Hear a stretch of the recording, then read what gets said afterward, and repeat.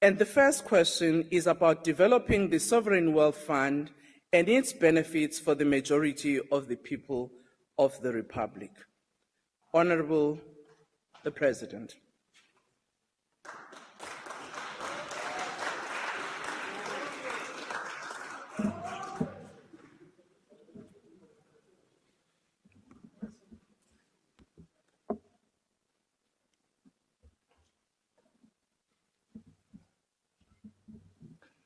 Honorable Speaker, honorable members, sovereign wealth funds are by their nature often used by many countries around the world to harness national resources for economic as well as for social development. They are often used to preserve and to grow a country's wealth for the benefit of future generations. In a document that was published in December of 2021 by the National Treasury, they described some of the features of a sovereign wealth fund. And they say that such a fund is often a state-owned company that would accumulate resources for capital investment through a dedicated revenue instrument or instruments. It would then invest these resources in different asset classes. Countries with sovereign wealth funds, and there are quite a number of them around the world, often maintain surpluses in their current accounts and balance sheets or balances. This provides the fiscal space to establish a sovereign wealth fund. At present, with our current fiscal position, with substantial current account and budget deficits, it is currently not the most opportune and favorable time for us to establish a sovereign wealth fund. However, there are a number of options that are under consideration. Funding for service delivery remains under pressure for us. Additional resources are required to improve the recruitment of key personnel such as police and teachers. Yeah. We also need to increase investment in the maintenance of basic service maintenance, or infrastructure rather. In light of these realities, the most appropriate policy path for us is to use any additional resources at this moment to reduce the debt burden that our country carries and improve the delivery of services. Several countries use revenue from the exploitation of their natural resources to establish and sustain sovereign wealth funds. In our country, however, the public revenues or royalties that we derive from mineral resources have historically not been very reliable, or have they been very consistent. We have therefore suggested that one of the possible routes towards the establishment of have used, and the one example that I got to know of was Singapore through Temasek, Dubai, or the UAE through their Investment Dubai Fund. We are working to implement a new centralized ownership model for our state-owned enterprises. As I said in the opening of Parliament, the establishment of a state-owned enterprise holding company will give us greater capacity to build a sovereign wealth fund. This has been done successfully by other countries whose sovereign wealth funds have built up capital from the high performance of the state-owned enterprises rather than from the fiscus. While the conditions do not currently exist to establish the immediate establishment of a sovereign wealth fund, this is an objective to which we should continue to work. Such a fund could help to ensure that the national wealth of our country is effectively used to support economic and social development for years to come. Madam Speaker, I thank you. Thank you, Mr. President. The first supplementary question will be asked by the Honorable Masonganye. Na Cancer Speaker. Muchaviseki President. Ekubona ku tiko ra Afrika-Dzonga ri na swicelwa swo tala, mineral resources. Tanihi loko murile.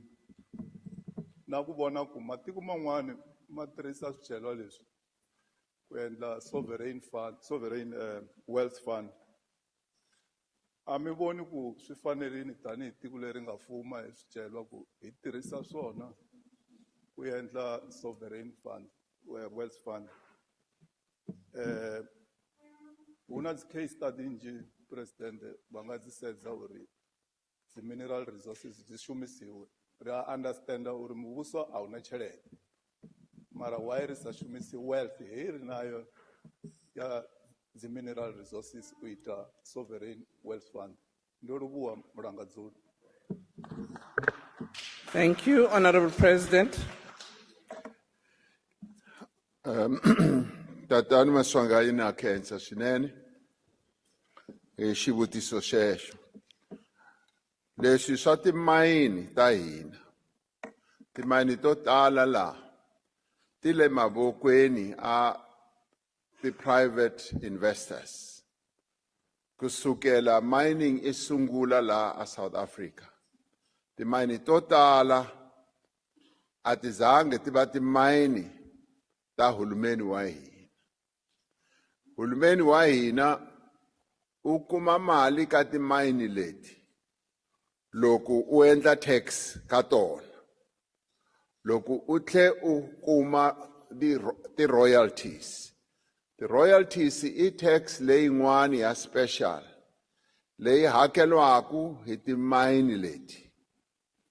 Loko yi hlanganisa hinkwayo ku va na mali leyi nga kota ku ri yes i aka sovereign wealth fund. Ka matiko man'wani vona va endle ku ri timayini ta vona ti va ta vona. Va endle swilo leswi swi vitaniwaku ku ri timayini hinkwato ti va ta vona. Hina laha a hi sungulanga tani. Hi sungule loko mining i sungula hi 1867 ku sunguliwe hi ndlela yaleyo ku ri timayini ti owniwa hi ti-investors, and government hulumeni wa hina wona u kuma ti-tax leti. Ka ti-royalty leti hi ti kumaka hi to a hi nga kota ku ri hi ti tirhisa. Now, sometimes there are mining booms, as they call them, commodity booms, where mining companies do earn quite a lot of money, and the taxation thereof is quite substantial. But so are the royalties. And the royalties are what could be used to also accumulate the sovereign wealth fund.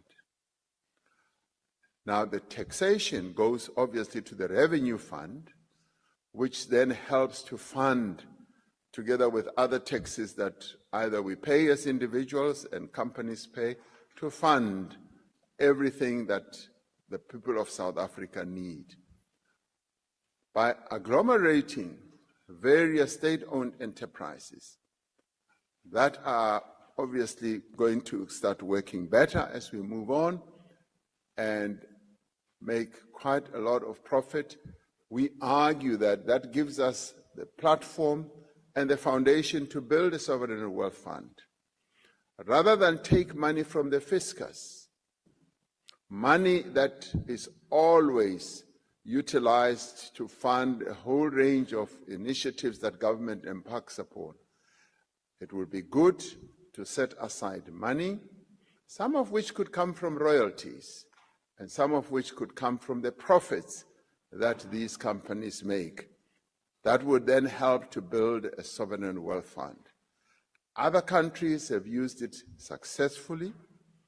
Even where mining companies, for instance, are owned by private individuals or resources, they have been able to utilize those earnings, and they can be categorized into many categories, if you like, and those can then be utilized to build a sovereign wealth fund. We are committed to create a sovereign wealth fund, and we believe that the architecture that we're putting together now will be able to assist us in building a sovereign wealth fund. And this we will be doing for future generations, because it takes quite a while to build a facility like a sovereign wealth fund. Thank you, Honorable Speaker.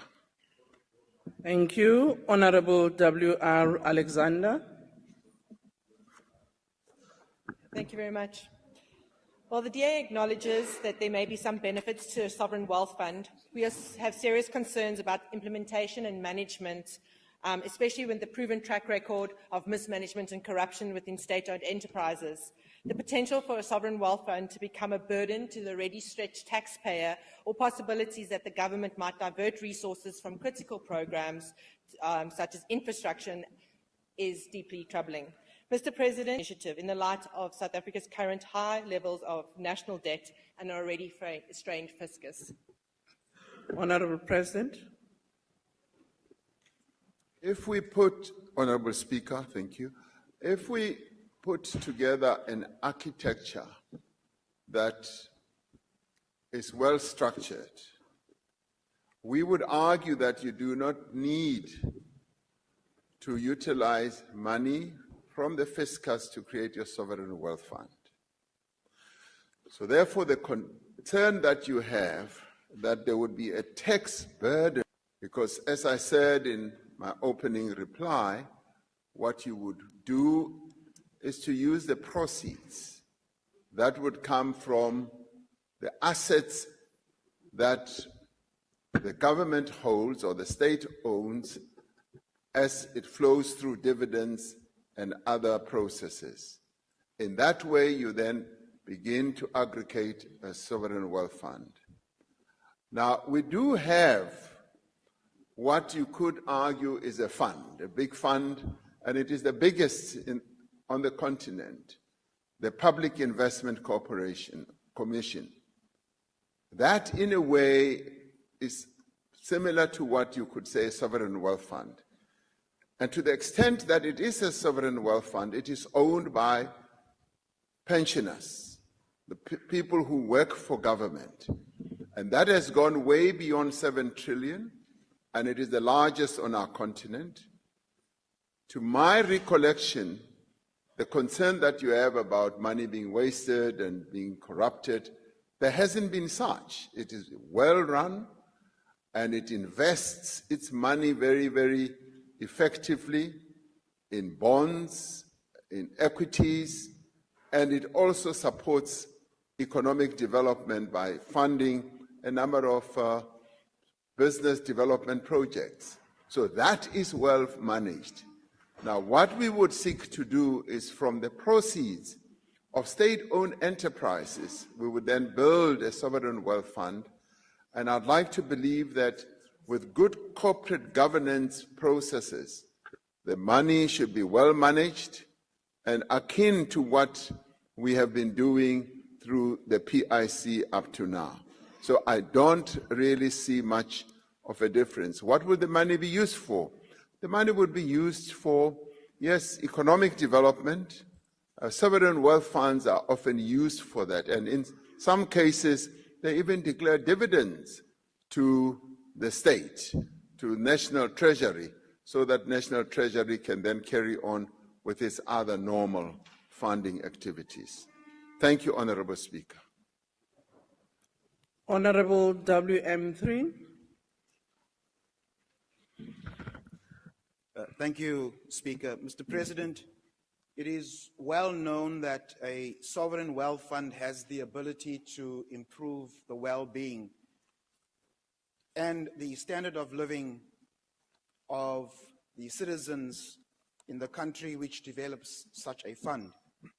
Some 12 African countries rather, have already established a sovereign wealth fund, which puts South Africa in a position behind our African counterparts. South Africa is well endowed with natural mineral resources, and this should be used not only to grow our economy, it should also be used to protect our citizens from both endogenous and exogenous shocks, financial shocks to our economy. Now, Mr. President, with South Africa facing a deficit on our national budget, a debt to GDP of over 74%, and as well some failures in implementing what you would call for the structural reform that our economy needs, how do you intend to overcome these impediments and others which serves as deterrents to a sovereign wealth fund? Honourable President. Thank you, Honourable Speaker. As I said, the establishment of a sovereign wealth fund is a process. And I think we have gone now beyond talking about our wish and our desire to establish a sovereign wealth fund. It is now generally accepted that, like other countries, we should have a sovereign wealth fund. And I was giving the example of the sovereign wealth pension fund that we have created over time, over a number of years, which is the PIC. But that one is owned by the pensioners, people who work for the state. We now want to create a sovereign wealth fund which will be owned by all the people of South Africa. Now, as I said, one of the best ways, and right now it is the most efficacious way to set up the sovereign wealth fund is through having a state-owned enterprise holding company, which will then be able to draw dividends from its well-operating state-owned entities. A number of countries have done so, and Dubai Investment Fund is one of those, and indeed the Singapore one and many other countries are able to draw dividends from those well-operating companies that operate in good industries and that make money. And the money then goes into the sovereign wealth fund. Now, yes, we have a deficit. We have a debt burden. And obviously that has to be funded through the taxation process that's underway or borrowings. Now, the sovereign wealth fund will be funded through dividends that will flow from our state-owned enterprises. Right now, many of our state-owned enterprises are in the doldrums. We accept that. And processes are underway to reposition them. And when they are repositioned, and this will take time, we will then be able to draw dividends from those. And the dividends will then flow into the sovereign wealth fund and start building it up. And it will then have a developmental approach to assist in developing our economy. So that is the broad architecture. And that's why I say we've now gone beyond desire and wish. We are now getting into building the nuts and bolts of how this sovereign wealth fund could operate. Thank you, Honourable Speaker. The last supplementary question will be asked by Honourable T.L. Magau. I'm on the virtual platform, Honourable Speaker. Yes, ma'am. You can go ahead. Can I go ahead? You can go ahead and ask the question. Oh, thank you very much, Honourable Speaker. Mr. President, the ATM family believes that any economic initiative undertaken by the government must prioritize the upliftment of the poor and the dispossessed who have long been excluded from the economic benefits of our nation wealth. In light of this, how will government ensure that establishment and the operation of the Sovereign Wealth Fund directly confronts and reduces the stark economic inequalities in our society? What specific measures will be put in place to guarantee that the benefits of this fund are equitably shared among the most vulnerable and marginalized members of our communities? Thank you, Honorable Speaker. Honorable President. Thank you, Honorable Speaker. The answer to that question is really the heart of the matter. Will the Sovereign Wealth Fund benefit the majority of the people of South Africa? And the answer is yes. Sovereign wealth funds are meant to achieve precisely that purpose, and they should be seen as contributors to economic development. They should also be seen as vehicles through which the state can invest money that is in surplus, that it can utilize for various economic projects. It could be specific economic sectors that it can focus on, and it could also be funding or surplus money that it utilizes to invest in other countries, in other companies, as well as a number of such sovereign wealth funds now today do. Singapore, Temasek is one of those. The Dubai Investment Fund is one of those, and indeed many others.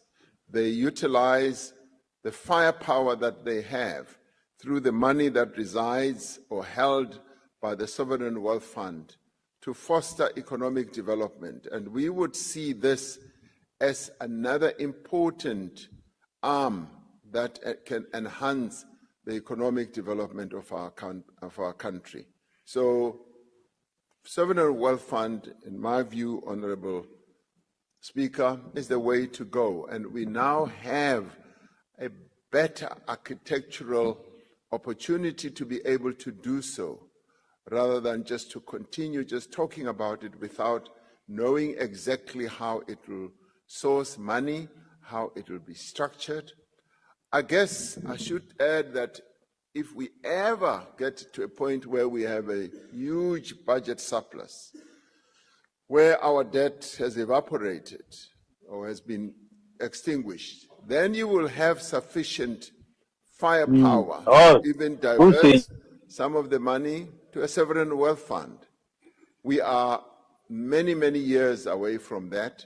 We need to deal from the revenues that we get from either our companies or personal income tax and many other sources of tax. We need to deal with our existential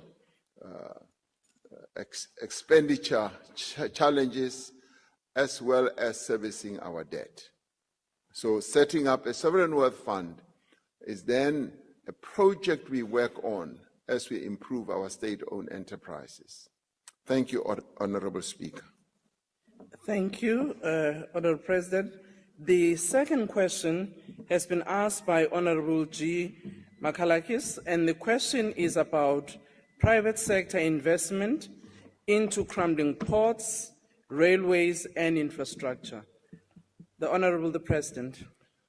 Honorable Speaker, honorable members, for our economy to grow, we need an efficient and well-functioning economy, but more particularly a well-functioning logistics system. It is very important, if the goods we produce are to be globally competitive, for us to be able, as we produce our goods, to be able to know that they have a channel through which they will travel to our ports, to our places of forward destination. This is why we are focused on the logistics sector as part of our broader agenda for economic reform. For many years, our rail system and ports have suffered from underinvestment, particularly in infrastructure, in equipment and in the maintenance of that equipment as well. This has contributed to deteriorating performance of our economy. This trend was exacerbated during the state capture period. Funds were diverted away from pressing infrastructure needs. The poor condition of our rail network and the inefficient operation of our port terminals now represent what I would call a binding constraint on economic growth and job creation. This has implications for key sectors of our economy, such as mining, agriculture, and manufacturing as well. We are urgently working to restore our logistics system and to restore it to world-class standards. A number of our port outlets used to be amongst the best in the world, but they have deteriorated over time. As a result of Transnet's limited balance sheet and our constrained fiscal resources, we need to mobilize capital for this from the private sector, where the money is. During the 6th administration, Operation Vulindlela, together with the Department of Transport, commissioned research on the opportunities for private sector participation in the logistics sector. This research found that there is significant appetite for private sector investment in ports and rails. It also found that a clear and consistent legal and regulatory framework is needed to unlock this investment. It requires a level playing field for private operators. This work itself informed the development of the Freight Logistics Roadmap and the Private Sector Participation Framework for the rail sector. And the roadmap was developed through consultation of the various key players in that sector, ranging from business, even labor, and government. Significant progress has already been made in implementing the Freight Logistics Roadmap, which was also approved by Cabinet in December 2023. Transnet has published a draft network statement for the rail system. This will enable private rail operators to access the network for the first time. Transnet is undergoing a fundamental restructuring process to separate infrastructure from operations. This is through the establishment of the Rail Infrastructure Manager and the National Ports Authority as independent subsidiaries of Transnet. Private sector participation is being introduced also in container terminals. This is starting with an equity partnership between Transnet and an international terminal operator for the Durban Pier 2 container terminal.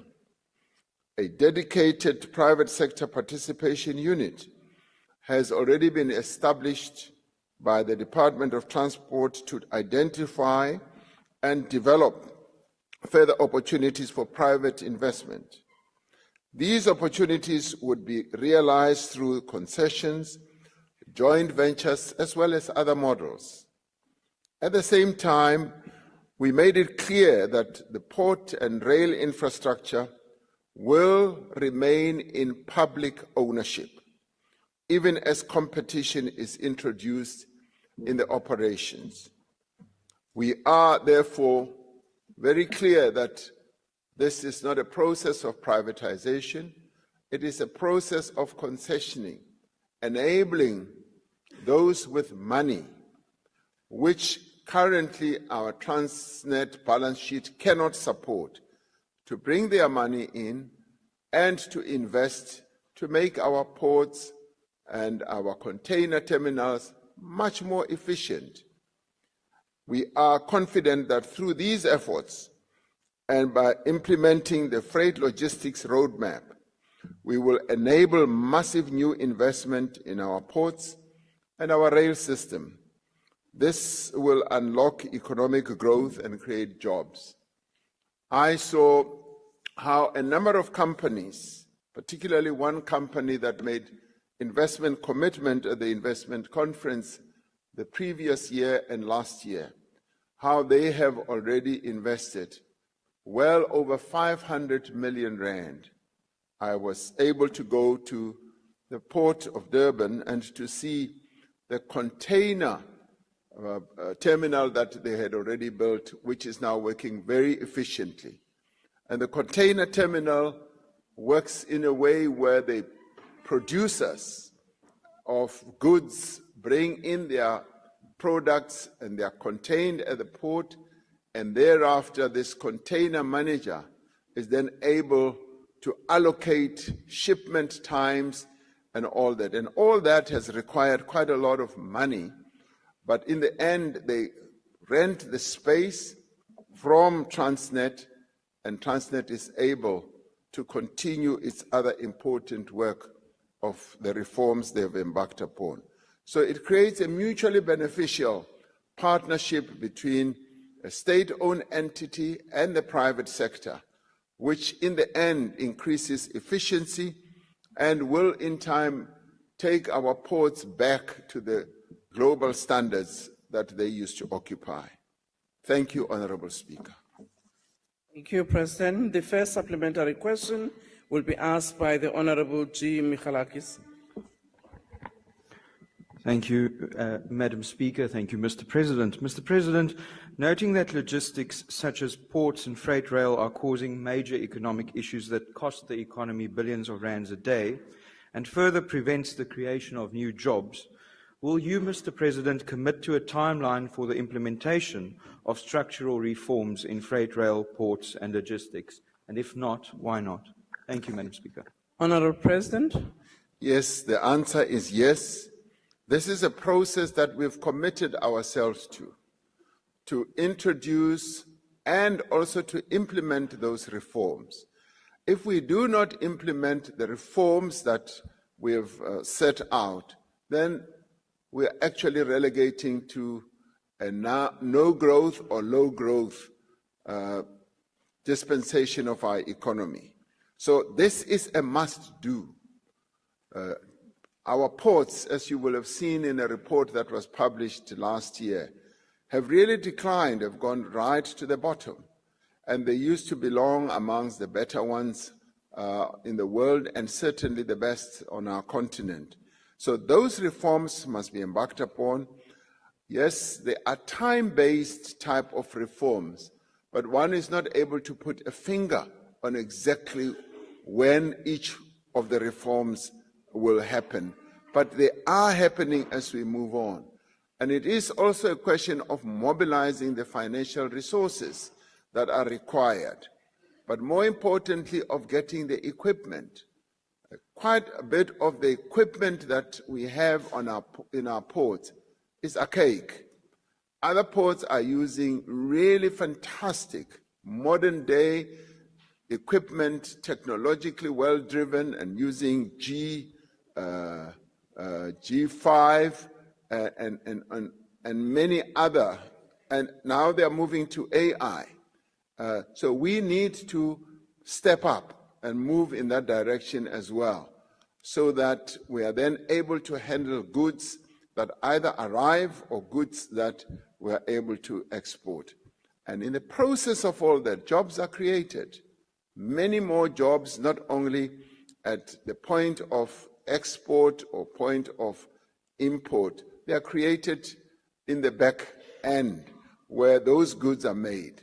Because once we improve our logistics, a market is created and more goods are then able to be made as entrepreneurs and businesses have a sense that we've got a channel that works.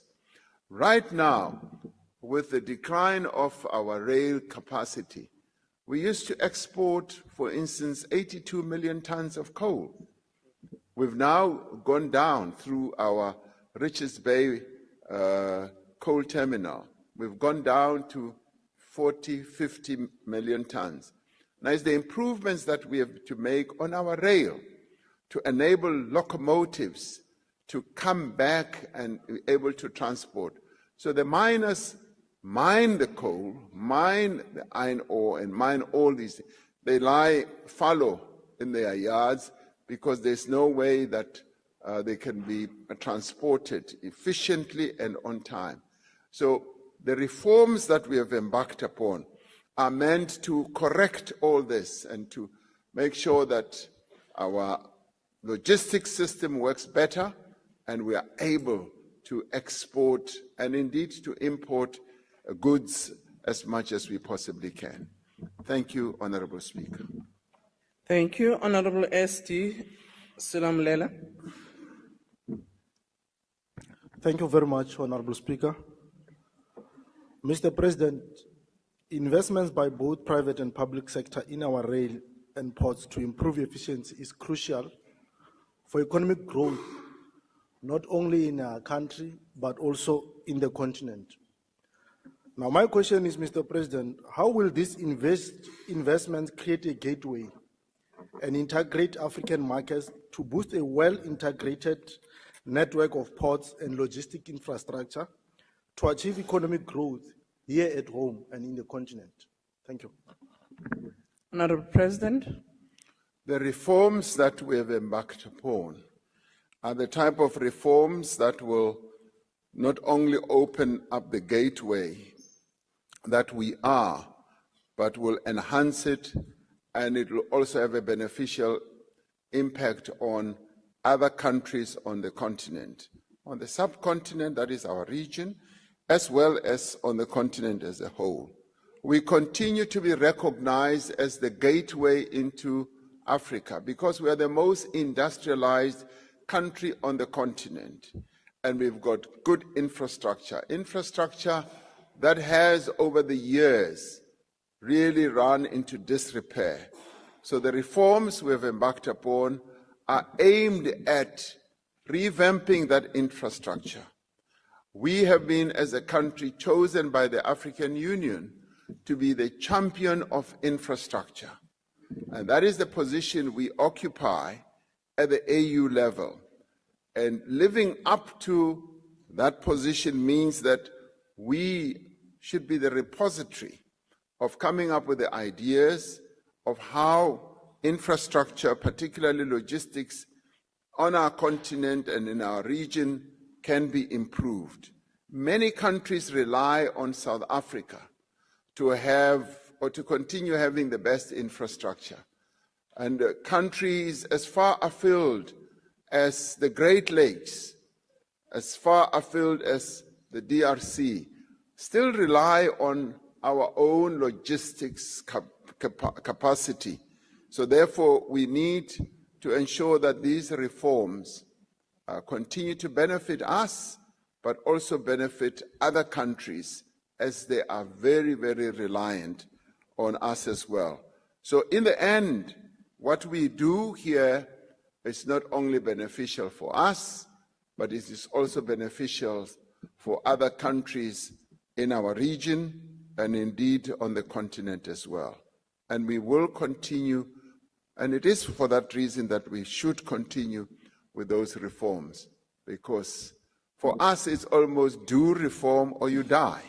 And if we don't reform, it basically means we are really imposing a death sentence on our own economy. And that is a route that we should never take.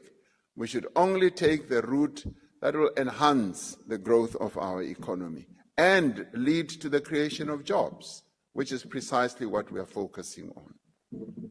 Thank you, Honorable Speaker. Thank you, Mr. President. Honorable O.M. Maudre. Thank you very much, Speaker. Speakers, there's this false and misconstrued idea that for state-owned entities to function optimally, effectively, and efficiently, you need private sector participation or involvement. And that idea has been debunked by the recent experiences with Eskom, where we come from heavy load shedding, which was as a result of your deployment of a useless minister who had no clue what ESCOM is all about, including the management team that was there. We've seen now with the new minister and the engineers who are there in the form of the board chairperson and the CEO, that it has turned around ESCOM. We now no longer talk about load shedding. So what makes you think that the private sector is actually the answer?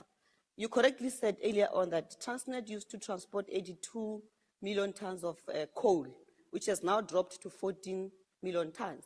But that's as a result of management. So why are you not bringing competent, experienced, well-qualified management teams to revitalize our ports and our railways without you handing over our assets to to private sector, which is basically you are saying we need wide supervision for government to operate optimally? Thank you. Honorable President.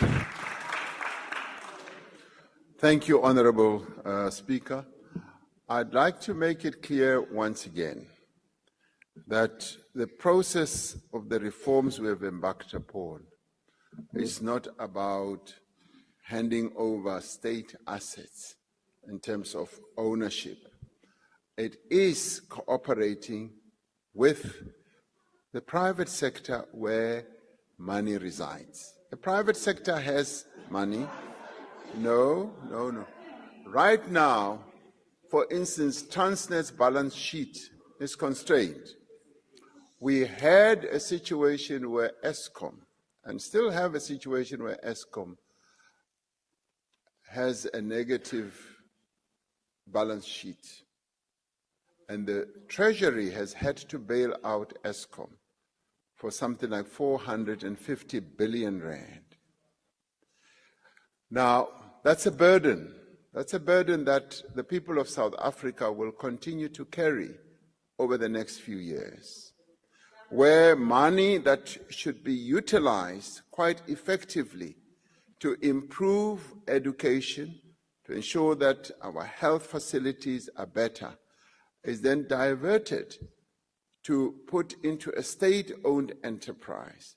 And what we are arguing is that we must lessen the dependence of our state-owned enterprises, and where we can cooperate with the private sector, and where they can put their money into a state asset, they should do so. And I'll give you a very good example. The N3, which is like the real artery of our economy, was built through a partnership, a private partnership with the private sector. They helped us build that road. And their concession will soon be coming to an end, and the entire road, that is the N3, will then be handed over to government. Now, that's a smart partnership. And what we are saying is that develop smart partnerships. What we would have had to do, the fiscus would have had to lay out quite a lot of billions of rands to build the N3. And the private sector was ready to come. Now, I think last year I did say that I went to Beitbridge. And I went to the Zimbabwe side of Beitbridge, having been to our side of Beitbridge. Our side of Beitbridge is quite a sad situation to look at. When President Mnangagwa took me to their side of Beitbridge, I found that they had built one of the top class facilities. And I asked him, how did you do this? He said, no, President. All we did, we gave a concession to the private sector. They've built this facility for us. And we are going to take ownership of this facility. In 15 years, it will be ours. And they have built a world-class facility. Now, that is being smart. That is being smart by utilizing other people's money. Order, honorable members. Now, on our side, so you know, so that as you respond in the way you do, so you know, on our side, we have now decided that we are going to have public-private partnerships to improve our own entry points, be it in Beitbridge, be it in Libombo, and all over. What Order, does that honorable do? members, you have asked the question, it's been answered. You may not like the answer because it's a point of debate. Let's allow the president to finish his answer. Order.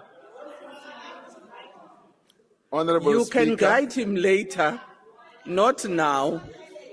Order. Honorable Speaker, thank you. Thank you. It adds quite a lot of excitement, though, because it enables people to think through issues.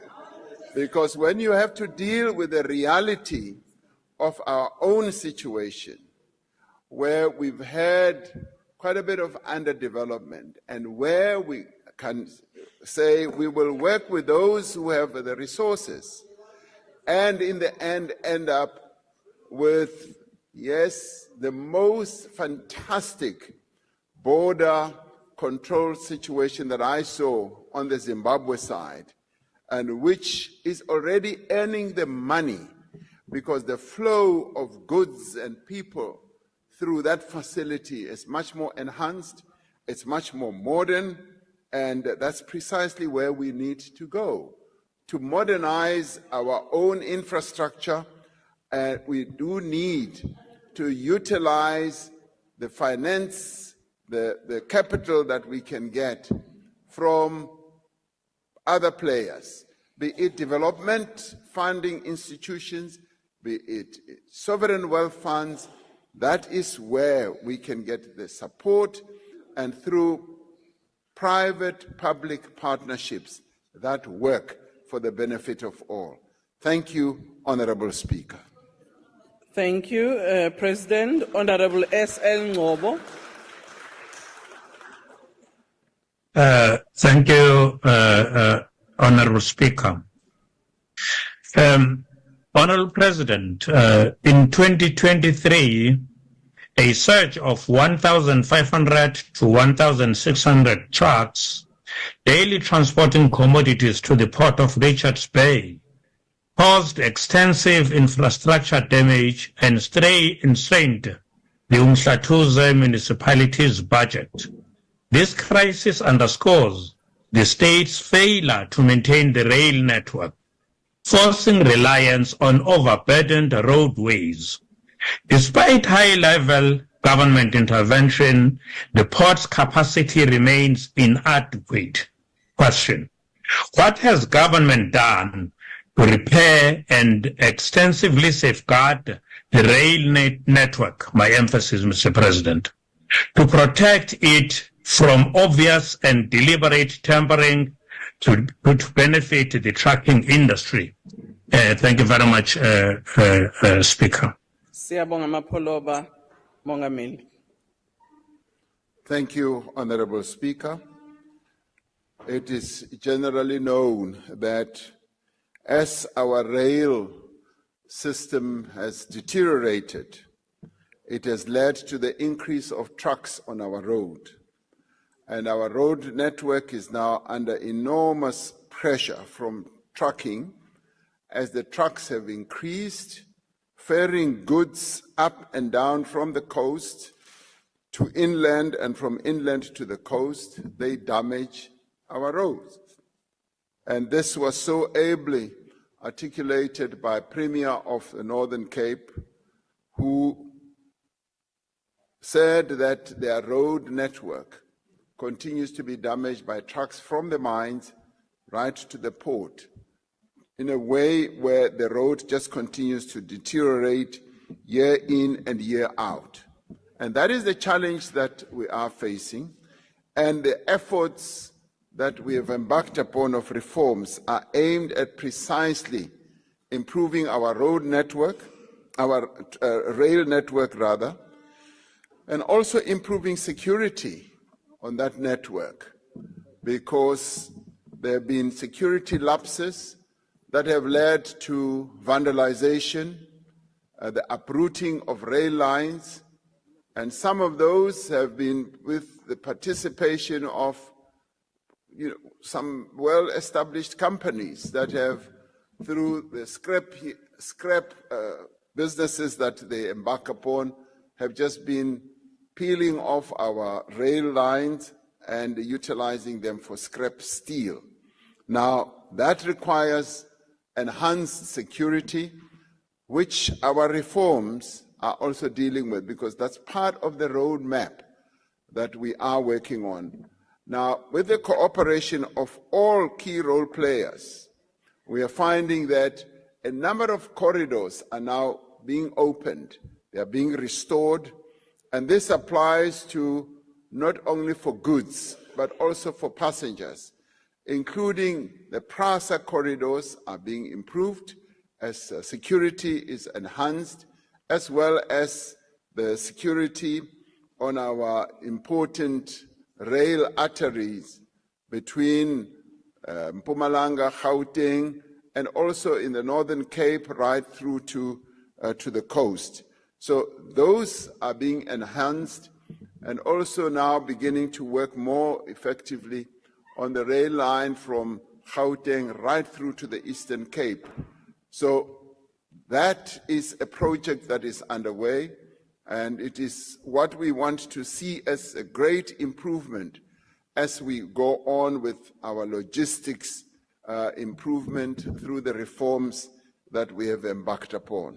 So in time, and soon it should be, even the issues that honorable member is complaining about through Mhlatuzi and all that will be handled and will be restored to a position where they were, where goods in our country should now be transported through rail rather than through roads.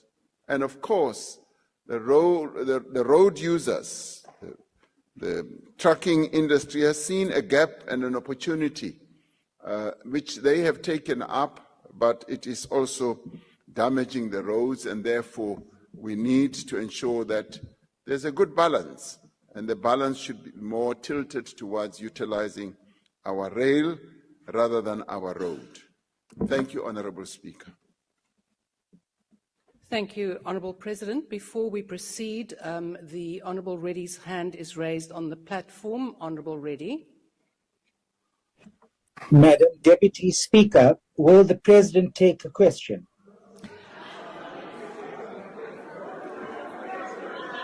Honourable Reddy, in terms of the rules, members, order members, I will deal with this matter.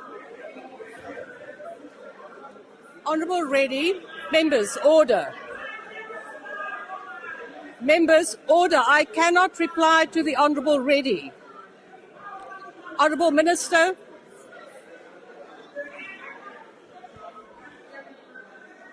Honourable Ministers on my right-hand side, could you please calm down? Mr. President, please take your seat. I would like to respond to the Honourable Reddy. I do know that you are a new member, and in terms of the rules, we do not allow questions in or on the time of questions. You had the opportunity to submit questions in writing. So I would also request your newly appointed Chief Whip to guide you in terms of the rules of Parliament. Thank you. Honourable members, we now proceed. Could I please have order from this side of the House? We are now proceeding to question 3. Question 3 has been asked by the Leader of the Opposition. The question is about the promotion of African unity, self-determination and alignment of the government's foreign policy interests. The President. Thank you, Honourable Deputy Speaker. Honourable members, Africa stands at the centre of our foreign policy. We are firmly committed to strengthening the African Union, SADC, as well as an instrument or as instruments of peace, stability, integration and development in our region as well as on our continent. Our country plays a leading role on several continental platforms and issues. We are, for example, the chair of the Presidential Infrastructure Champion Initiative, as I said. We are currently the AU champion on pandemic prevention, preparedness and response. South Africa has been working closely with other countries towards the full implementation of the Africa Continental Free Trade Area. This is set to eliminate trade barriers and to boost intra-African trade and to advance prosperity for all on our continent. And we continue to work within the African Union to end several ongoing conflicts on our continent and to restore constitutional and democratic government to countries that have recently experienced coups. We are currently involved in supporting the people of Mozambique, the people of the Democratic Republic of the Congo, South Sudan and other countries to enhance and to ensure that there is peace and stability on our continent. As the Union Chair in 2020, South Africa led the continental response to the COVID-19 pandemic. This involved overseeing a continent-wide strategy, setting up of innovative online platforms to access essential medical supplies, mobilizing the international community to address issues such as deaths of African countries and also to secure vaccines. South Africa has consistently championed the African agenda on the world stage. Our country successfully advocated for the inclusion of the African Union as a fully fledged member of the G20. We have indicated that we will place the interests of the African continent prominently on the agenda of our G20 presidency next year. South Africa has also stressed the value of the BRICS alliance to advancing Africa's developmental agenda. And as chair of BRICS last year, our country invited representatives from other African countries to attend the summit that was held in Johannesburg. 46 African countries attended, including 20 heads of states and government. So we continue as a country to pursue an independent foreign policy. Through our foreign policy, we aim to promote our own national interest, which is based on the protection and promotion of our national sovereignty and our constitutional order. The key pillars of our foreign policy include the promotion of human rights, peace and stability, and the strengthening of trade and investment ties with other countries. Since the advent of democracy, South Africa has taken a position of non-alignment as we deal with global matters. This means that we have chosen not to align ourselves with any of the major global powers or blocs. Instead, our country strives to work with all countries for global peace and development.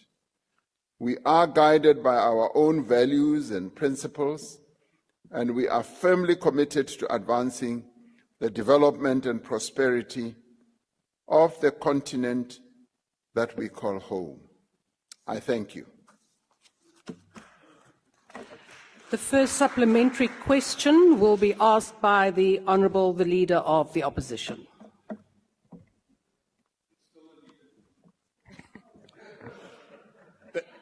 Thank you, Madam Deputy Speaker. Mr. President, the question is this.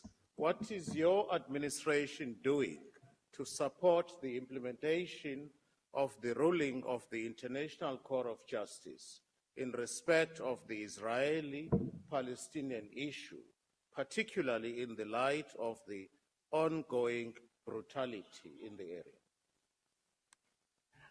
The Honourable President. Thank you, Honourable Deputy Speaker. As the Honourable Member knows, we have continued to take action at the International Court of Justice. Having initiated the action last year, we've continued to approach that court with further pleas and submissions to the court to make further rulings and to tighten up what they ruled in our favor last year. And in doing so, we've been fortunate to be joined by a number of other countries that have voiced and articulated their support for the case that South Africa initiated. We are now in the process of preparing almost a 500-page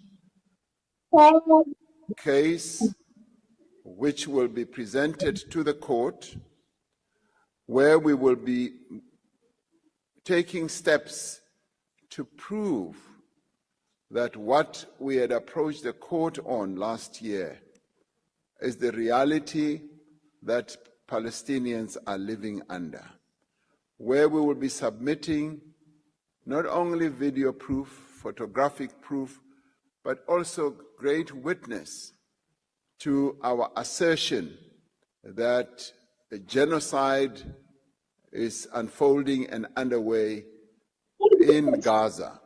And all this, as the honorable member would know, is being done to not only support the people of Palestine, but to ensure that we live up to our own values and principles of respect for human rights and for justice, but also to continue arguing that the only solution that there can be for the horror that is unfolding in Palestine is when Palestinians will be granted the opportunity to have their own independent state and have self-determination, and to have a state of Palestine installed and established where they will also live side by side with the state of Israel.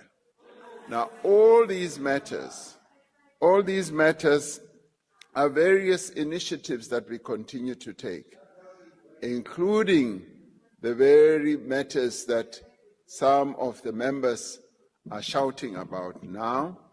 These are matters that, as the government, we are in the process of dealing with.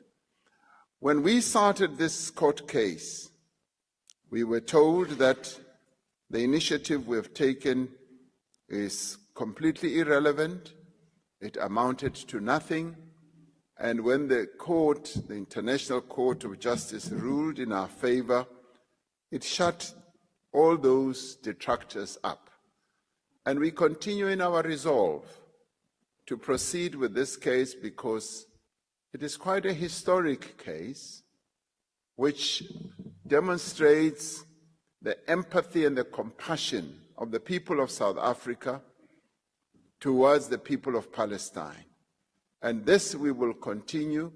In the next few weeks, we will be submitting the real substance of our case, which our lawyers have been working on. And you might recall, and I continue to call you Honorable Judge, you will recall that we did set up a team that is composed of some of the best brains in the legal field, an international team that is working on these matters. So we are confident that we have a solid case to prove that genocide has happened and continues to happen in Palestine. Thank you, Honorable Speaker. The second supplementary question will be asked by the Honourable Kwankwa. Comrade President, thank you very much. The deadly clashes that have been raging for years in South Kivu and North Kivu provinces of the eastern DRC have forced thousands of civilians to flee their homes and dozens have been killed. There are fears that more regional towns might fall to the advancing M23.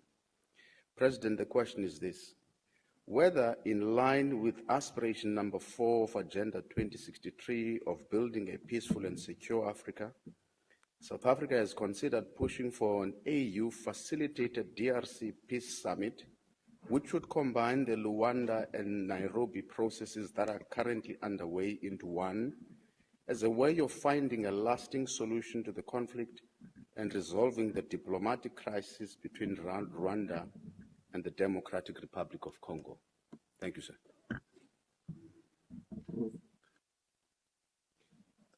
The Honourable President, Thank you. Proceed. Thank you, Honourable Deputy Speaker.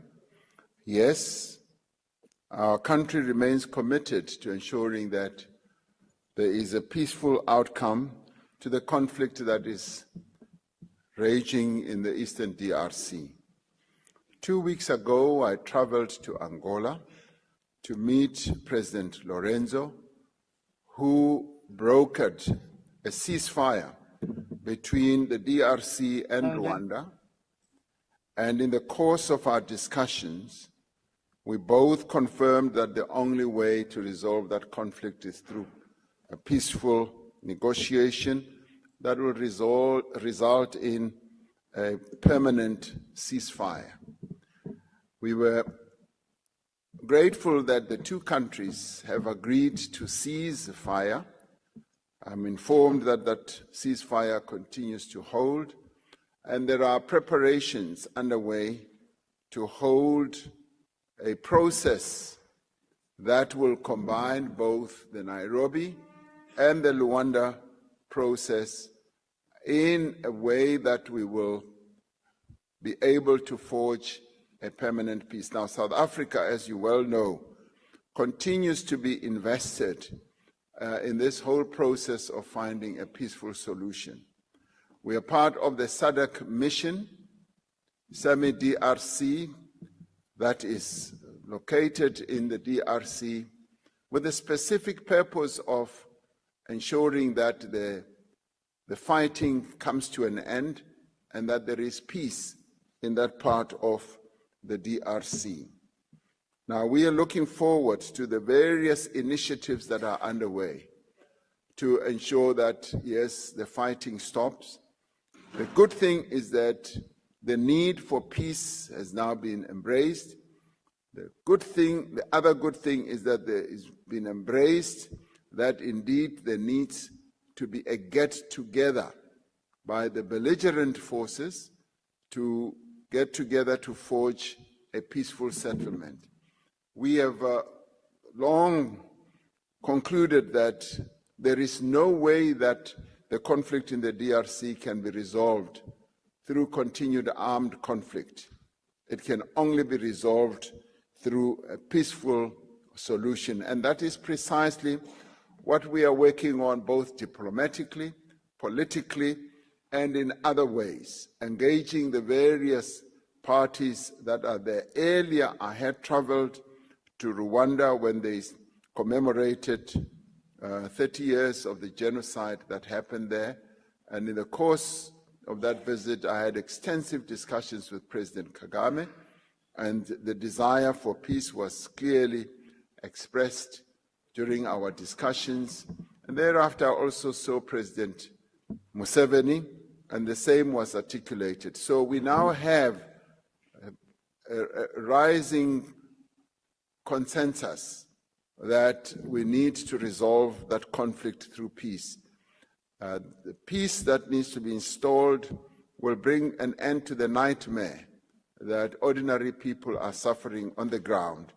And South Africa will continue to play a key role, as we have always done so since the time when President Mandela was president. We have sought to broker peace, and we will continue to do precisely that. And we'll be working through the various organizations or structures of the AU itself, its Peace and Security Commission, as well as the SADC, and where President Lorenzo is also leading the Luanda process. So we will continue being well connected and engaged with that whole process. Thank you, Honourable Deputy Speaker. Thank you, Mr. President. Honourable Manyi, you raised your hand. I will now recognise you. Yeah, thank you, Deputy Speaker. Deputy Speaker, you know, towards the end of last year, there was a spirited attempt, or rather a spirited effort to knock to shape the rules of this House and in order to improve decorum and all of that, so that we don't have a situation where when the President is addressing, then there's a whole flurry of point of orders and all of that. Now, if you have a situation where, despite those rules to try and maintain order in this House, you then have a President that was part of an impeachment process that now continues to mock our party leader here in Parliament. Honourable Manyi, that is... We have a problem. The President that cannot is a continue, question of debate. It is not a point of order. The President cannot continue to keep mocking our party leader as a judge when he knows that they participated in a process to unfairly impeach him. Now he impeaches him on the one side and he mocks him again. Honourable That Manyi, cannot be allowed. Honourable Manyi, that is not a point of order and it is dismissed. We will now proceed. Honourable Dlakude. Mr. President, we still have another point. Honourable Dlakude. Thank you very much, Honourable Speaker. The order on the order paper is questions to the President. It doesn't allow anyone to make statements other than the follow-up questions. So if the Honourable Manyi had something to say against the President, something to say, he must bring in the substantive motion to this House. Thank you very much.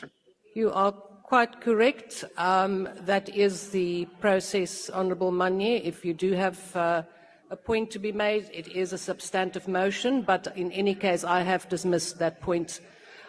We will now proceed with the third supplementary question, and it will be asked by the Honourable Manyi.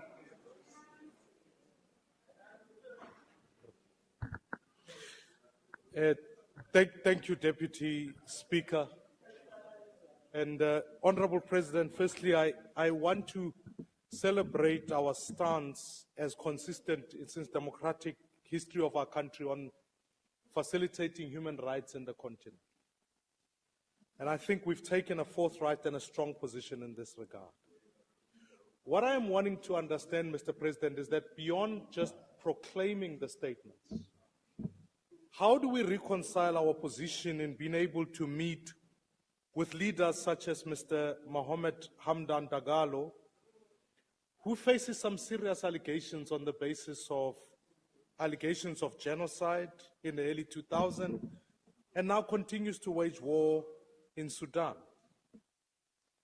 Equally so, Mr. President, South Africans were well treated to information about the fact that ZANU-PF were looking to advise during the elections to the South African government.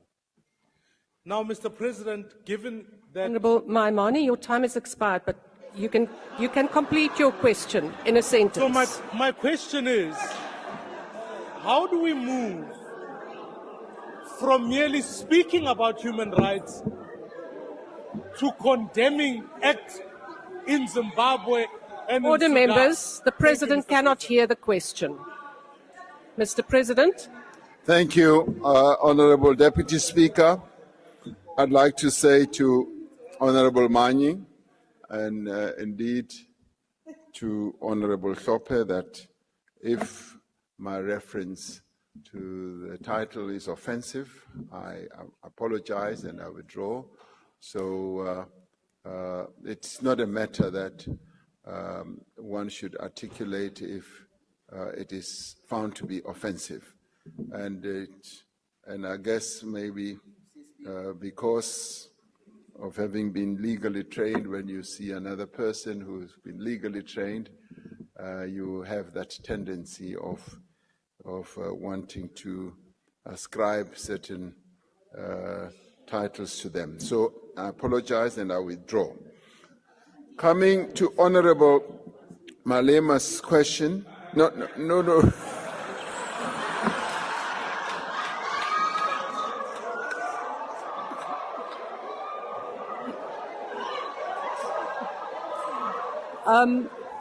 Honourable members, Honourable President, I have to remind you it was the Honourable Maimane's question.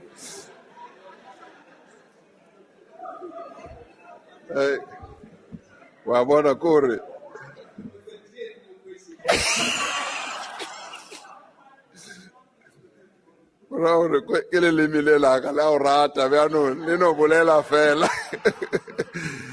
Honorable Maimani's question about why one or we would continue to meet people like General Dagalo. As a country, we've often said that in order to foster peace, we should be willing to meet those who are involved in conflict situations. And that has been the practice that even my predecessors have been involved in, where we are, as we broker peace amongst belligerent parties, we are prepared and willing to meet with them so that we are able to understand precisely what drives them, and also so that they can understand where we come from as we advocate for peace. So we believe that we should not say, we will not meet this one and we will only meet this one. You may recall, Honorable Maimane, that we were, as South Africa, part of the African peace mission that went to both Ukraine and to Russia. And that meant we were willing to talk to both parties who are involved in the conflict, with a view of getting the two parties to meet so that they can have a peace process. You cannot make peace with just the one party that is involved in a conflict. You've got to be willing to meet with both parties, and that's precisely what we have done. You may or may not know that with regards to Sudan, we have met both parties. We have met both generals, both the generals who are involved in this conflict. We've met them, and we've communicated to them the need for peace. And our discussions with both of them were aimed at achieving a peaceful outcome. They both came to South Africa, and I met them. And I would like to believe that as we engage with them and we talk to them, the positions that they may well have also begin to be tempered towards having a peaceful solution. So we don't subscribe to the notion that you should not meet this one because they are branded in a particular way. As a neutral party, non-aligned, we believe that it is best to make all efforts to ensure that there is peace in whatever conflict that there is. And that has stood us well, and whenever we do so, we are able to give notice to the other belligerent party so that they should never misunderstand our intentions. They should always understand that our objective is to ensure that there is peace in whatever conflict. And that has always been accepted. And you may recall as well that last year we did participate on the sidelines brokering the peace between the belligerent parties in Ethiopia. And they finally came here. And that we were able to do by talking to both parties and making sure that, yes, there is peace. Even in the conflict in the DRC, we are working to talk to all the parties that are involved. So it is important that as we foster peace, we should be seen as an honest broker. We should be seen as a peacemaker who is willing to bring belligerent parties together. Thank you, Honourable Speaker. The last supplementary question will be asked by the Honourable Sali.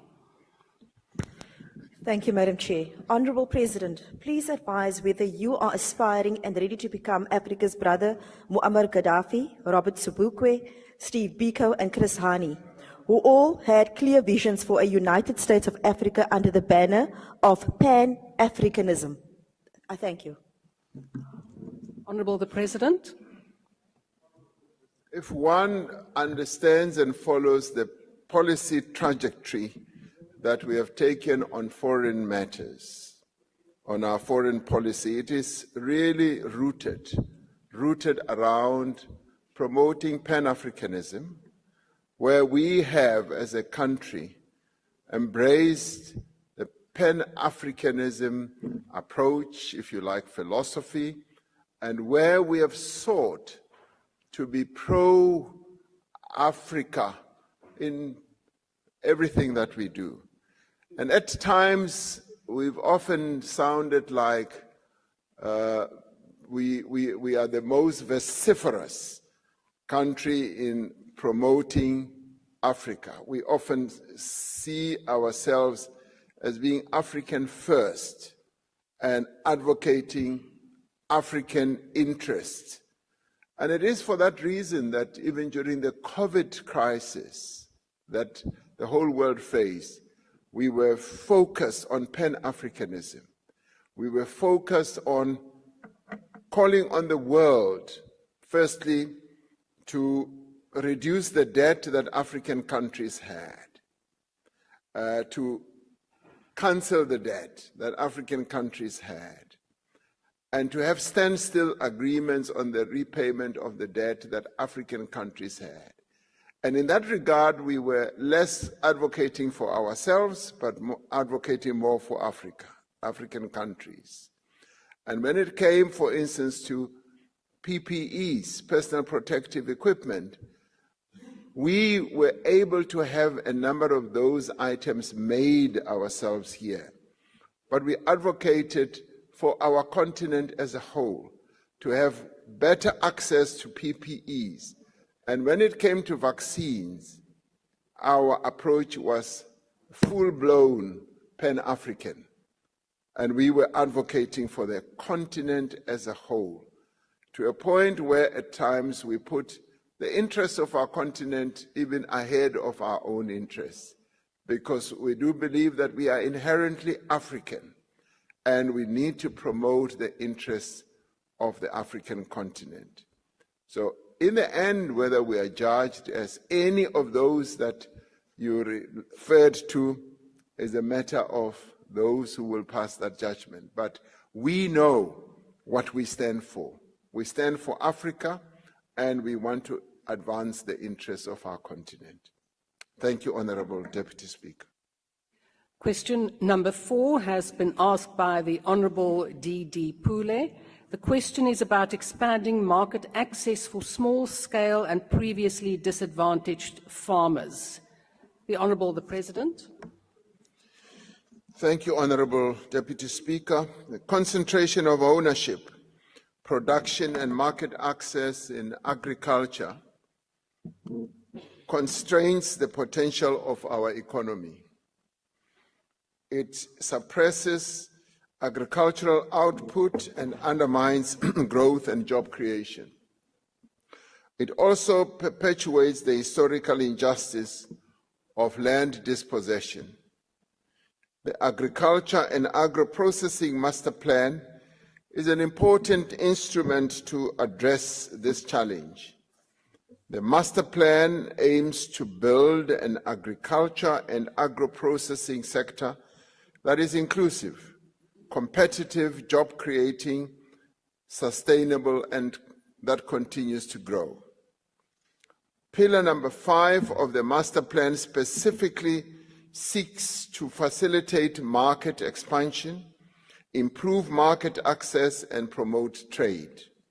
This will be achieved through, amongst other things, strengthening partnerships with established industry associations to ensure that small and medium enterprises can access existing networks that facilitate exports. The master plan itself aims to increase the participation of black farmers in national fresh produce markets.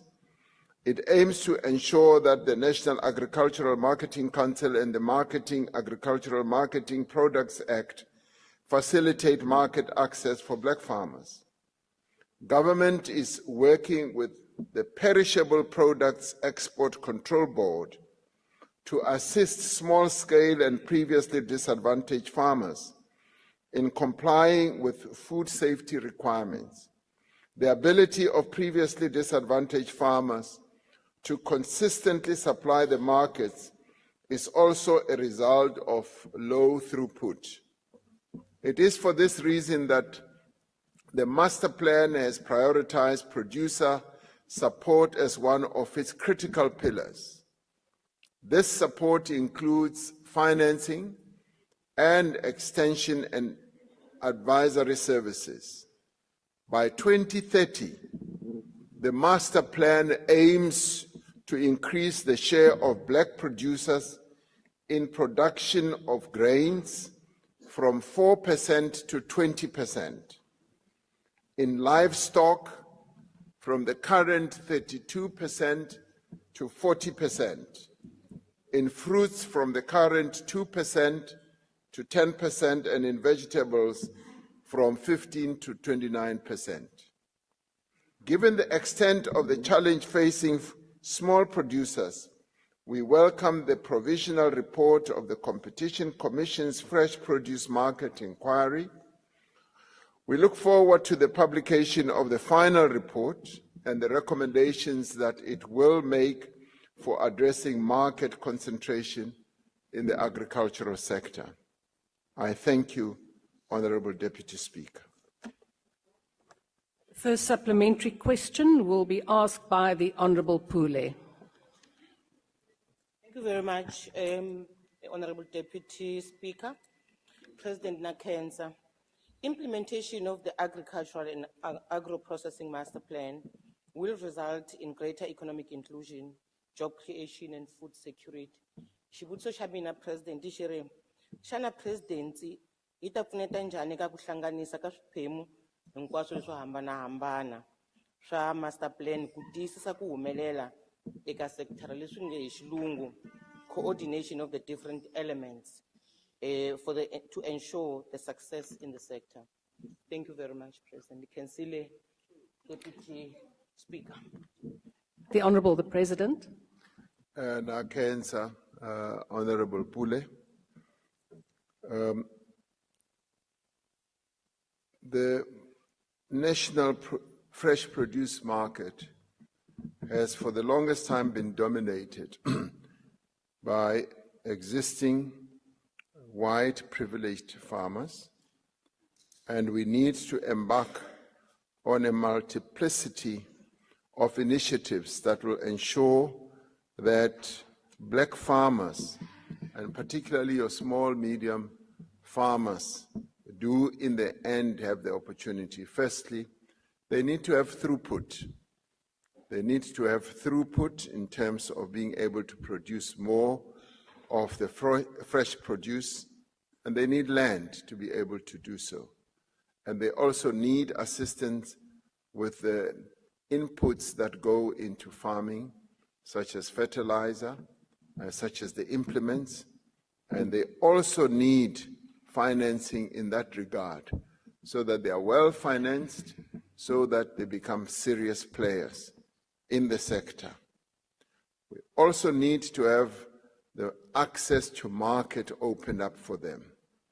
Yes, the state can play a key role through its procurement processes, particularly when it comes to either feeding schemes that need to be properly streamlined to enable the procurement to happen. But when it gets to the market, those markets of fresh produce in the various key nodes of our country, they need to be the small, medium farmers need to be properly empowered so that they are able to have better access.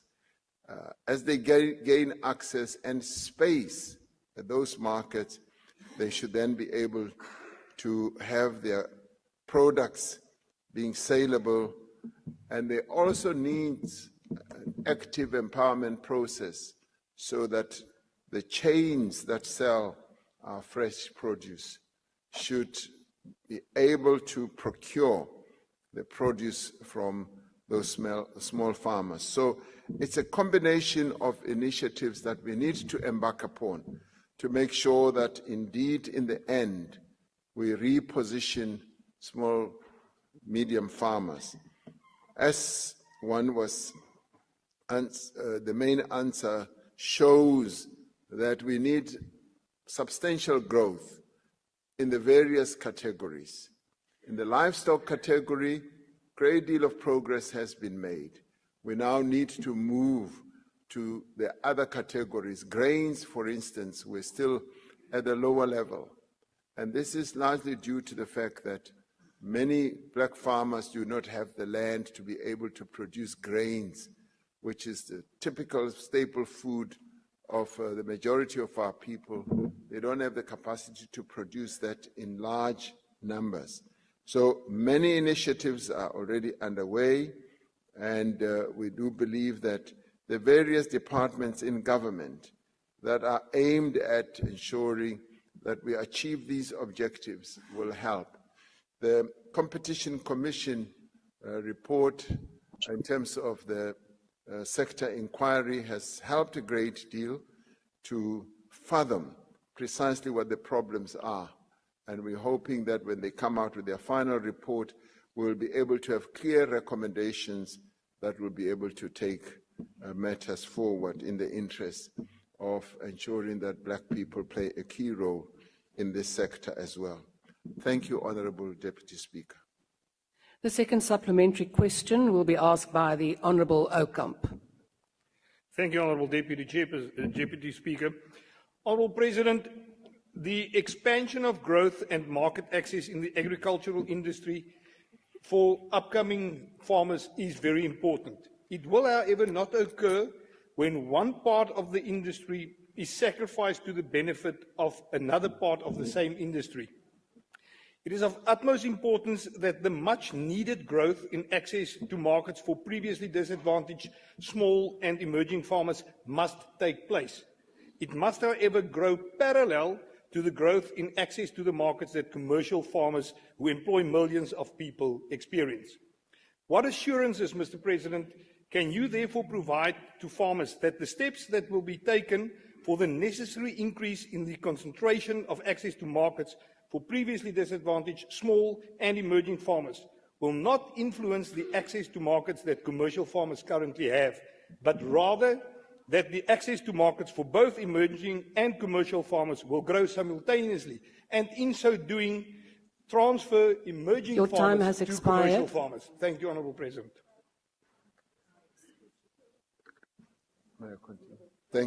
Thank you, Honourable Deputy Speaker. I think the operative word here should be opening up access to all. And that process, for instance, is already underway. And I give a very good example with the citrus industry.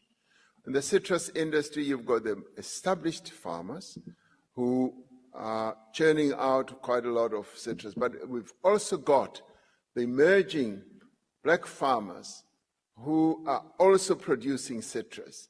Now, as we advocate the opening up of the European market, we do so for both. We want to advance both, but we also want the existing farmers to give maximum support to the emerging farmers through the facilities that they have, for instance, pack houses. Emerging farmers don't have pack houses.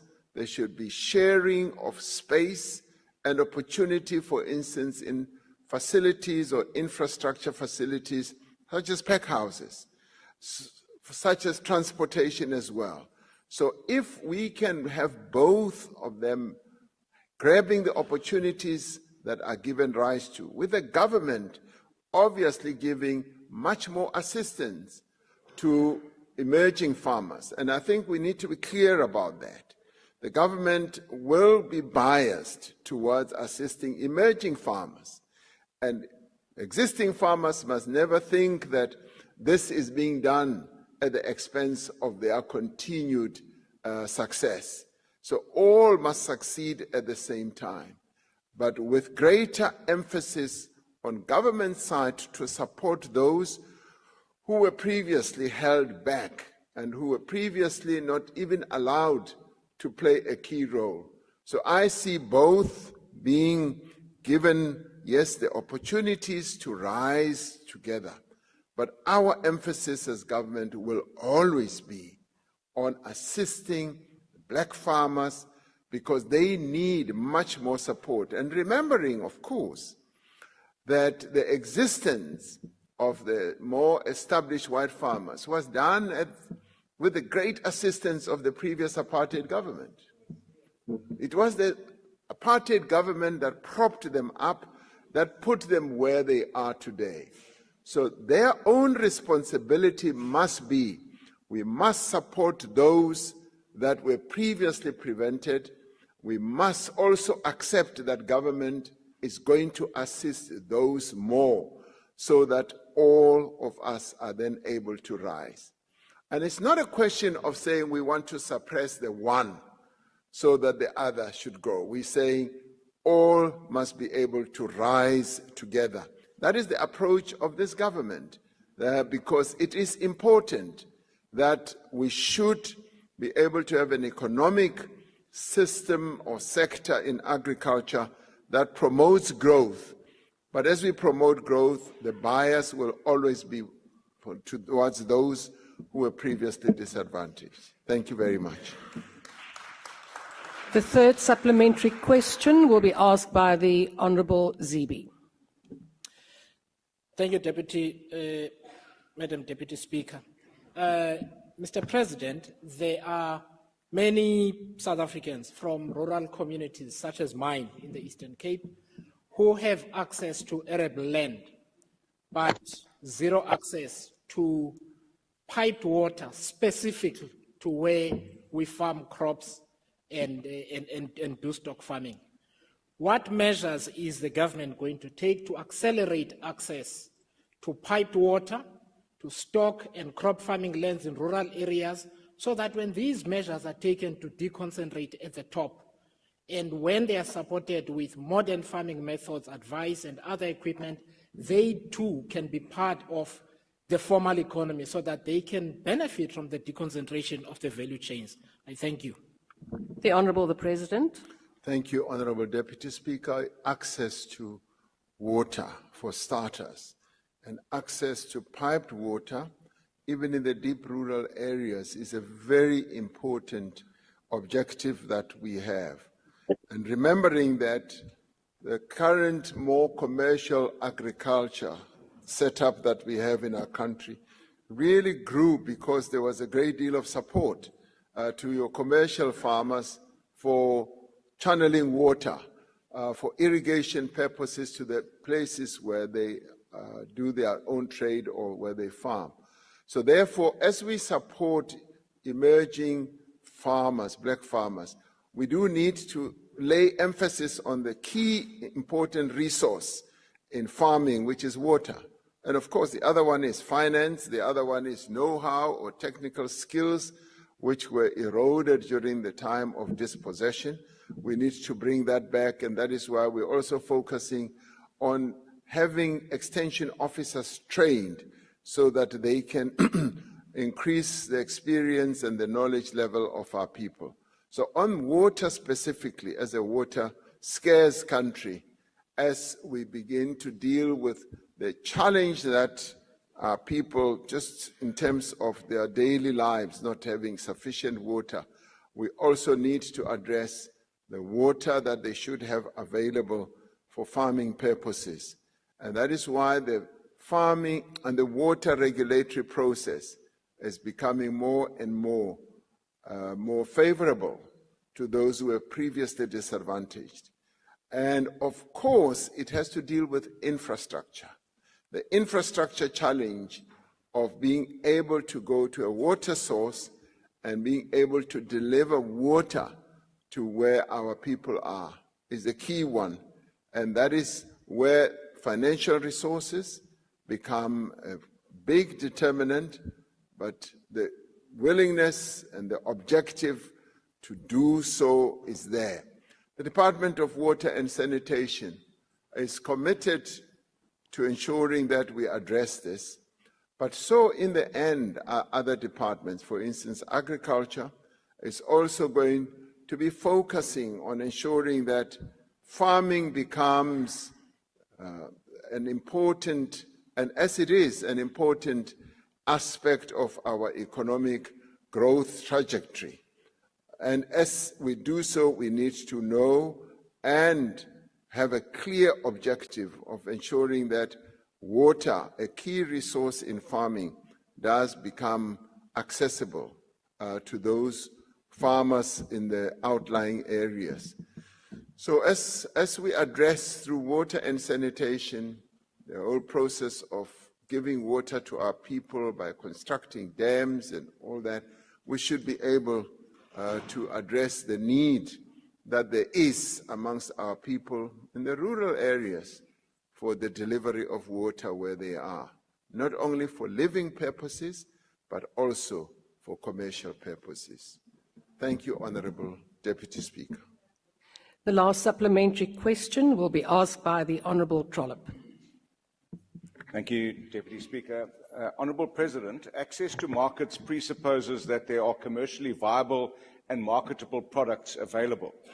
The emerging agricultural sector that I worked in remains emerging, despite the targets that you've mentioned, due to the following: poorly performing comprehensive agricultural support program and its extension services, 50% underspending on the land development and support program, where hundreds of millions of rands have been lost.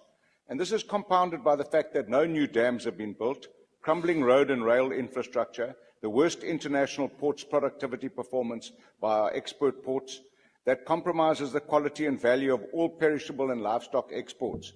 And the banning of South African exports by neighbouring countries is compounding this. What will be done differently to reverse these findings of the Auditor General that say that there is no culture shift in the department and that the legacy report of the past administration in agriculture has reported to the committee? They say nothing's changing, Honourable President. The Honourable President. Thank you, Honourable Deputy Speaker. Yes, the challenges are immense. I must admit that we face a number of challenges. The lack of support to emerging farmers has been the bane of our problems over quite a long time, and the absence of extension officers. One country that has done extremely well, as I got to know, is Ethiopia.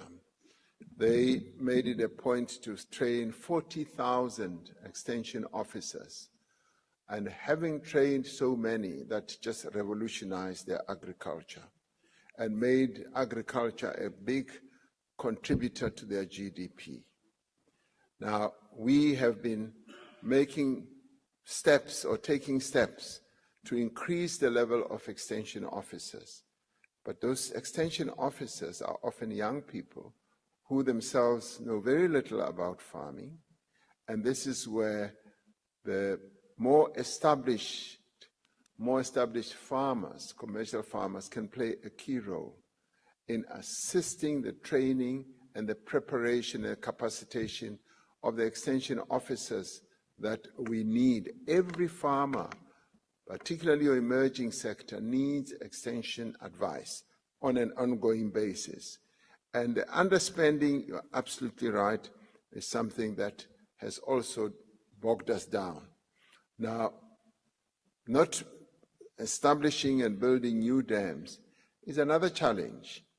And we often want to spend too much money in building dams, and yet there are new innovative ways of constructing dams more cost effectively. It means that we need to mobilize engineers who are more attuned to new ways of building dams. Because yes, you're right, it is through the trapping of water that often ends up in the sea that we will be able to increase agriculture and improve opportunities that farmers can have, emerging farmers. Because quite a lot of our land lies derelict because of lack of water. And if we can, as you correctly say, build new dams, that is precisely what we can do now.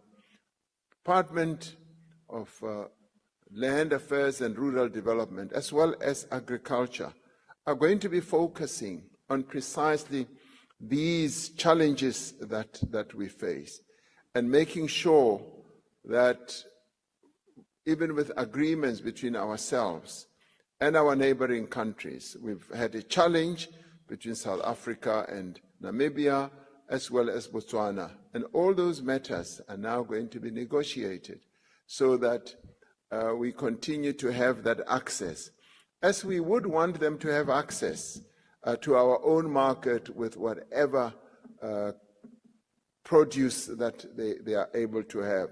Because in some cases, they are saying they want to block our products so that they can increase their own capacity. They are much smaller populations, and in no time, they should be able to produce their own, and they will need a market, and we should be their market. So all these challenges, Honorable Trollip, are matters that are on our radar screen. They are matters that are going to be addressed, and I would even encourage that our parliamentary committees that are seized with matters such as these should increase the tempo of their attention so that at the government level we are able to focus on what is important. Agriculture can and will be a great job creator, and we need to focus on all those subsectors of agriculture that can be good job creators, that can lead to development and the continued entry of black emerging farmers into agriculture, into various sectors. I should say that that is continuing to happen, but we need to hasten that pace. And you say that there hasn't been much progress. We need to hasten that, but in a number of subsectors of agriculture, it is beginning to happen. We're seeing more and more activity. And I've just been hugely impressed by seeing how many citrus farmers, how many black farmers are now in the citrus industry. And in the citrus industry where they are actually exporting as well. In the sugar industry, we're dealing with a lot of small-scale farmers, particularly in places like KZN and Mpumalanga. So these are small-scale farmers that continue needing assistance and support. And we need to spread that more, to get into grains, to get into maize. In livestock, there's a plethora of emerging black farmers who are in livestock. So we do need to get into the other niche areas where black farmers can participate well. Thank you, Honourable Deputy Speaker. Question number 5 has been asked by the Honourable Malema. The question is about a promise to build houses in Alexandra. Thank you, Honourable Deputy Speaker.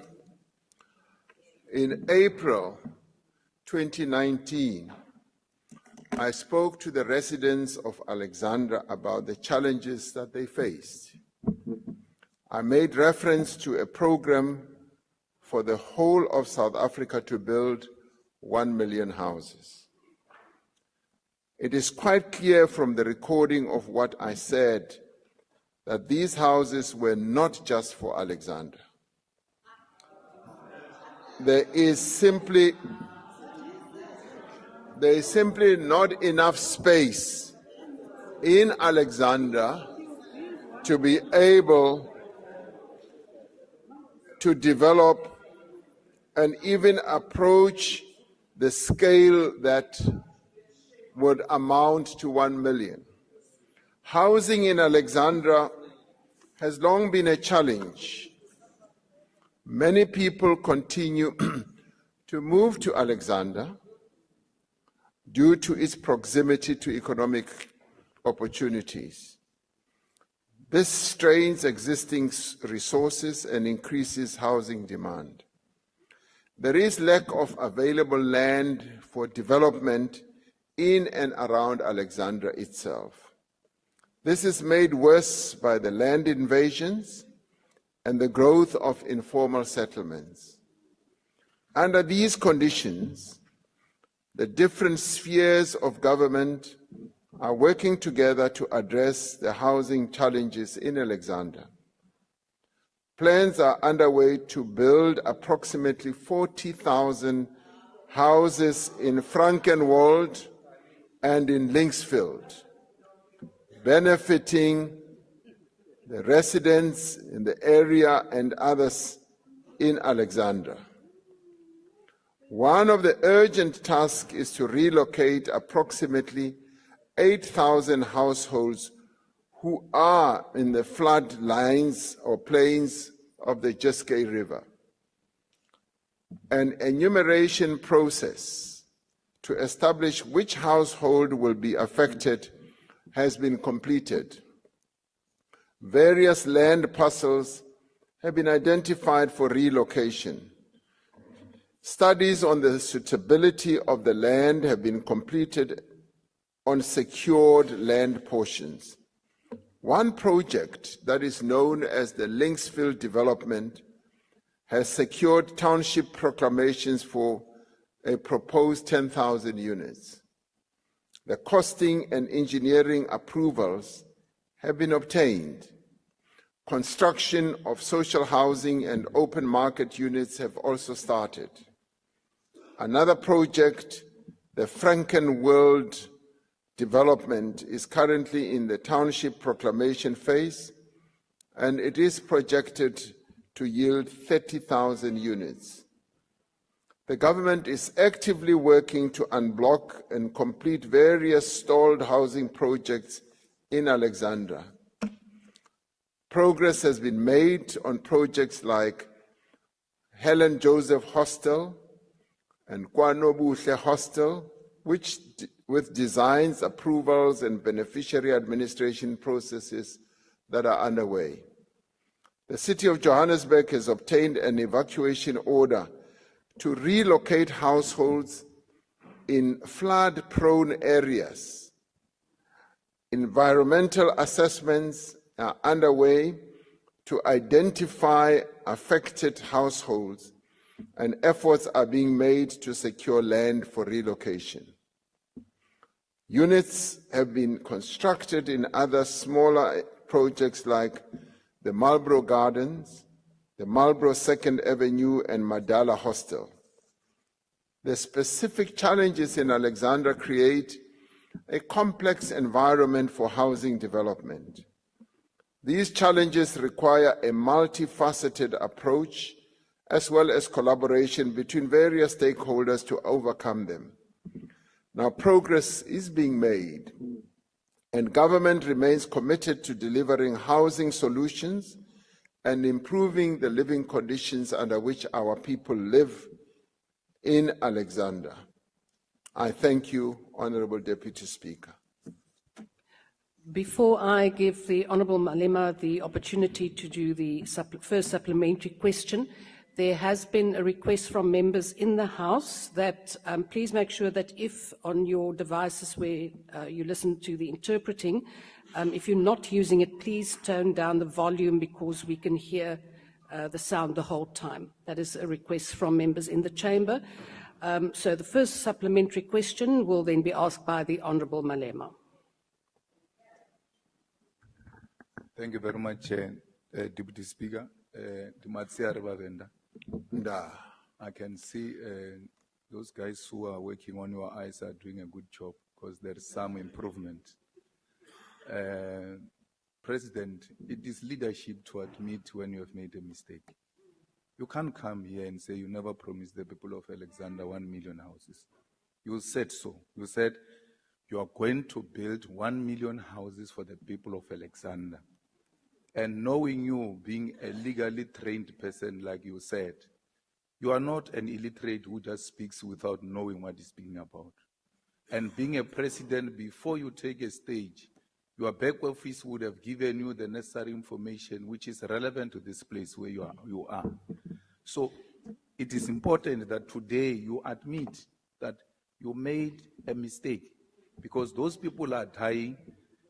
Some of them stayed at Stweetla, and as a result, that land is not for human settlement. And when you created that impression, a lot of expectation was made.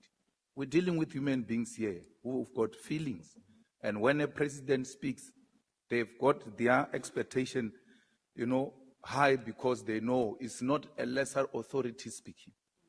Our fighter was killed, Moshe Mphatlele, in Alexander, fighting for people to occupy the containers, rightful people to occupy the containers. Because of that daily struggle of housing in Alex, now we've lost our honorary commissar during the battle for occupation of these containers. In his honor, and in the honor of the poorest, people who are sleeping with the rats, people who are staying in places where there is no proper sanitation and water, in their honor, I think it is a correct thing to say, I'm sorry, I've made a miscalculation, and I said 1 million houses instead of 40,000 houses. Because to say you have not said it, you are now becoming a professional politician who can just say this today and turn against it tomorrow, and it's business as usual. So, Honourable with Malema, little you have resource to left, conclude. with the little numbers that you have now, maybe this will help you to regain some confidence. Alexander, thank you. The Honourable the President.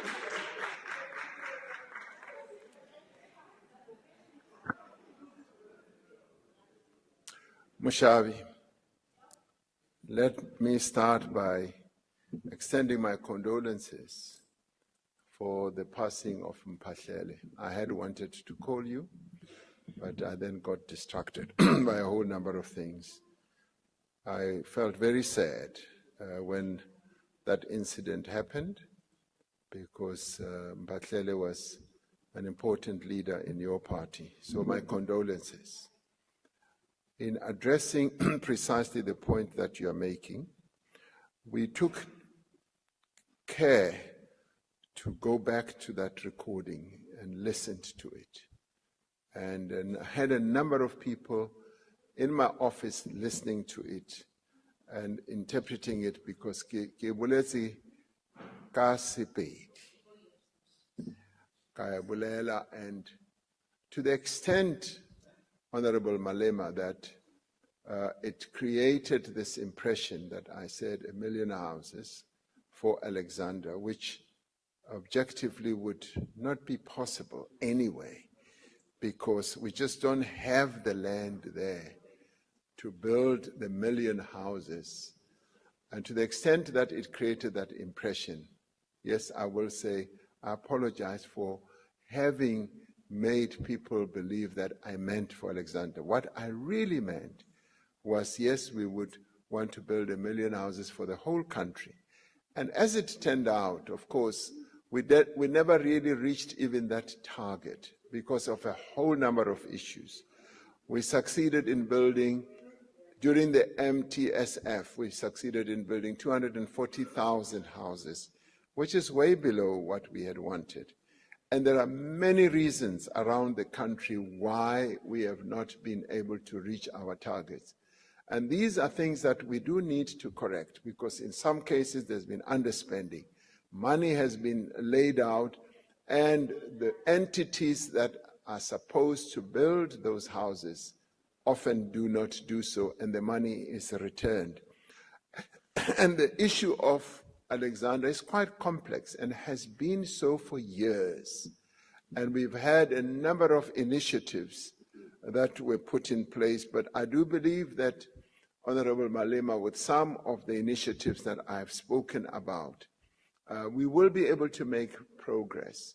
The living conditions of our people in Alexandra are really, truly appalling. And I should say that it's not only Alexandra, it is in a number of informal settlements, which one sees as one goes around to visit our people. And you can see that they live with rats, they live where there are no facilities, and this imposes a huge responsibility on us as government to improve the living conditions of our people. This is precisely what we are committed to doing as the 7th administration, and we will work day in and day out to make sure that we give our people living conditions that are conducive to the living of human beings. So we will be focusing on that. But thank you very much for having raised the issue of the living conditions of the people of Alexandra. I take it seriously, and I'm glad that you also take it seriously. Thank you very much indeed. The second supplementary question will be asked by the Honourable Bartlett. Thank you very much, Honourable Speaker. The President might answer some of this question, but Honourable President, it's of paramount concern that within the 30 years of democratic governance, we have not been able to reverse the apartheid spatial legacy. Within the context of addressing rapid urbanization, Honourable President, how will our government ensure that it reverses the legacy of apartheid spatial planning to address transformation and ensure the quality of human settlements? I thank Honourable Chair.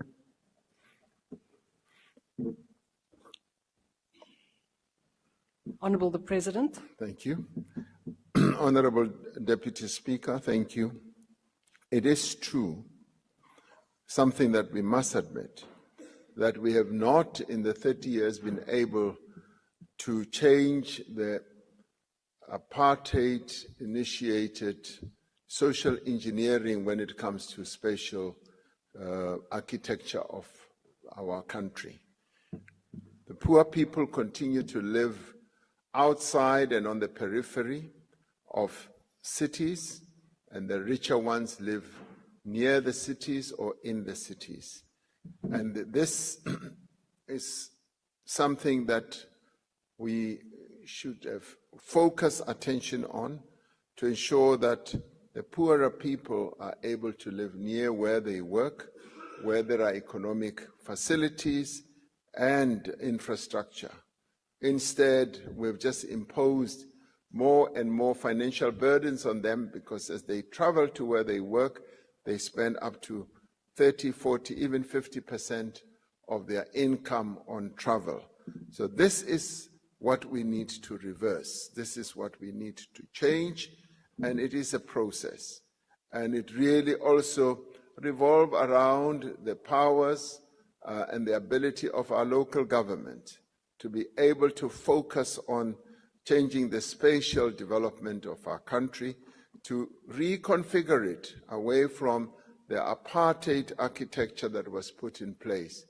And by doing so, we will be able to give more economic power to our people so that they spend less time on the road going to work and more money in their pockets to be able to live a better life. And this continues to be a blight from the past of apartheid. It continues to demonstrate that the shadow of apartheid continues to cast its shade on our people. And it is something that we need to engender from national, provincial, as well as at local government level. We've often been driven by the need just to roll out houses. And having done up to 4 million, many of them are strewn right across various towns, but on the outside and periphery. And those have reinstalled the approach of the apartheid government of building dormitories, where people just go and live, and as far away as the economic centers. Reconfiguring that and reversing that is going to take quite a bit of time because we've aided and abetted what we inherited as the new government and the new dispensation. But we now need to be more focused that this is what we need to correct. And that is why making more and more social housing within cities. And now the process, and I think it will gain momentum, of reclaiming even disused buildings that are in cities and refashioning them into living abodes for our people will be the best way to go, because we will be able to bring more and more of our people in the city.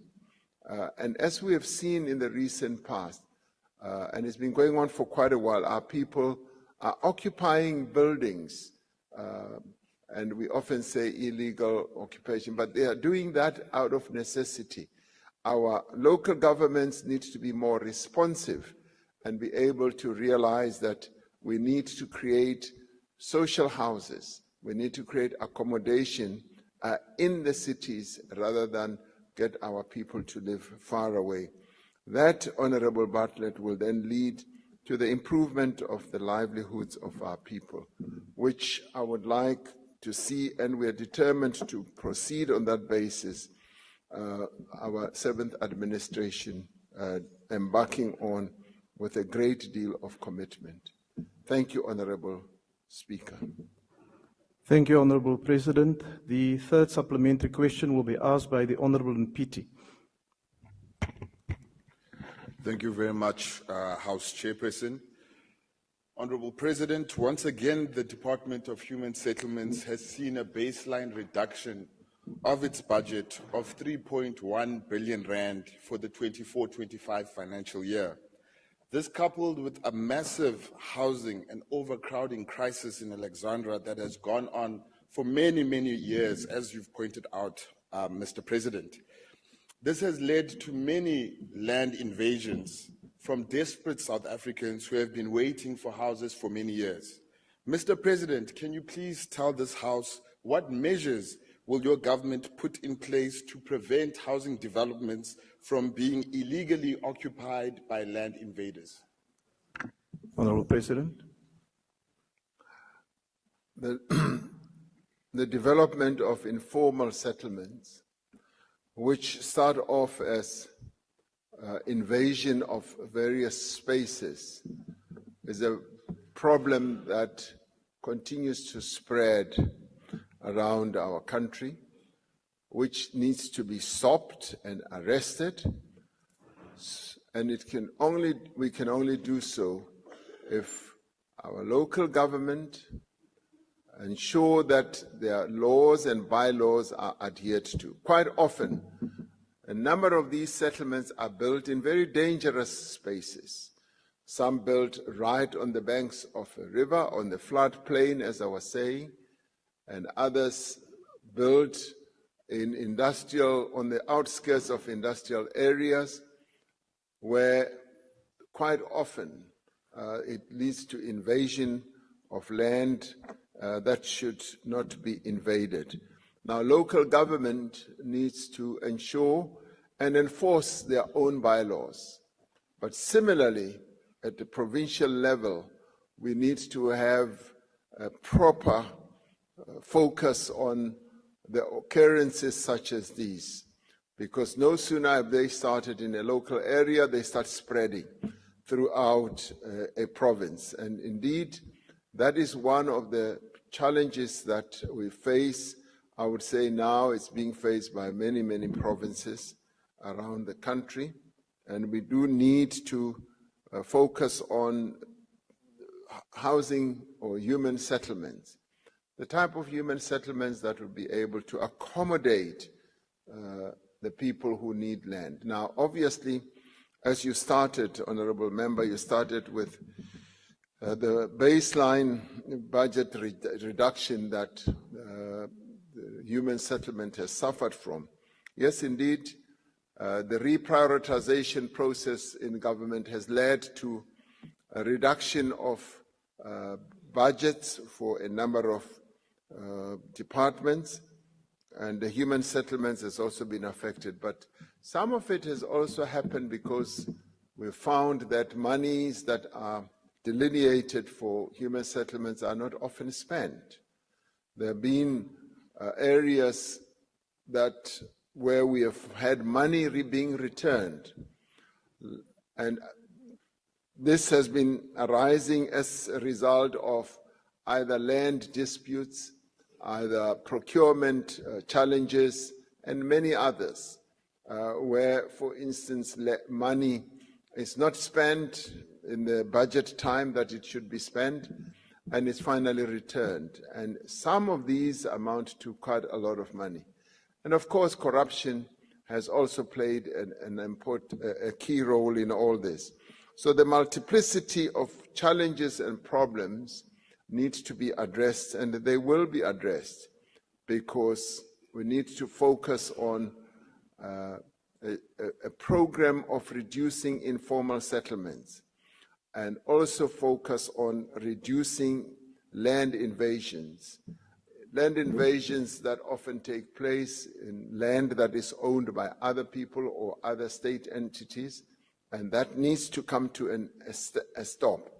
And focusing on that at local government, at provincial government, and indeed at national government should be the order of the day. So that too is a process that we will keep an eye on, but at the same time ensure that we do roll out housing solutions so that our people can get a better life. One of the areas, of course, that our people often raise is that they would prefer to get land, serviced land or service stands, so that they can build for themselves. And our new approach is now becoming more and more responsive to that, so that we are able to make allocations of land that is serviced, so that those who want to build will also be able to take up the opportunity. Thank you, Honorable House Chair. Thank you. Thank you, Honorable President. The last supplementary question will be asked by the Honorable F. Adams. Is the Honorable Member on the platform? Seems as if the Honorable Member is not on the platform. We'll proceed then to the last question for today that has been asked by the Honorable Khadebe. The question, Honorable Members, is about combating illicit trade and illegal substances between South Africa and Angola. The Honorable President. Honorable House Chair, His Excellency President João Lourenço of the Republic of Angola has accepted my invitation to undertake a state visit to South Africa later this year. The objective of the visit is to further strengthen cooperation between our two countries in various areas, political, economic, security, and social areas as well. The agenda for the meeting between the two heads of state is currently being developed. It is envisaged that various ministers will assist the two heads of state in preparing for the visit. Within this context, ministers will have an opportunity to reflect on safety and security matters, including the trade and transport of illegal substances between the two countries. They would then be able to present a report and recommendations to the heads of state during President Lourenço's state visit to South Africa later this year in December. I thank you, Honorable House Chair. Thank you, Honorable President. The Honorable Adebe. Thank you, Honorable Chairperson. Your Excellency, recognizing the gravity of illicit trade and the illegal circulation of substances and the importance of regional relationship, intervention is needed to address and combat these issues effectively, with Angola being a transition country for many illicit trade activities and illegal substances, and South Africa being a key role player in these illicit activities. I would like to know whether there are any ongoing discussions regarding the enhancement of collaboration between Angola and South Africa's intelligence services to address illicit trade and illegal substance networks and the trading and the tracking of syndicates. I thank you. Thank you, Honorable President. Thank you, Honorable House Chair. I'd like to assure Honorable Hadebe that the answer is yes. We are collaborating at a deep level on a number of issues, including on matters that have to do with intelligence, to be able to focus more on these syndicates, because as you correctly say, they are there, and that process is underway.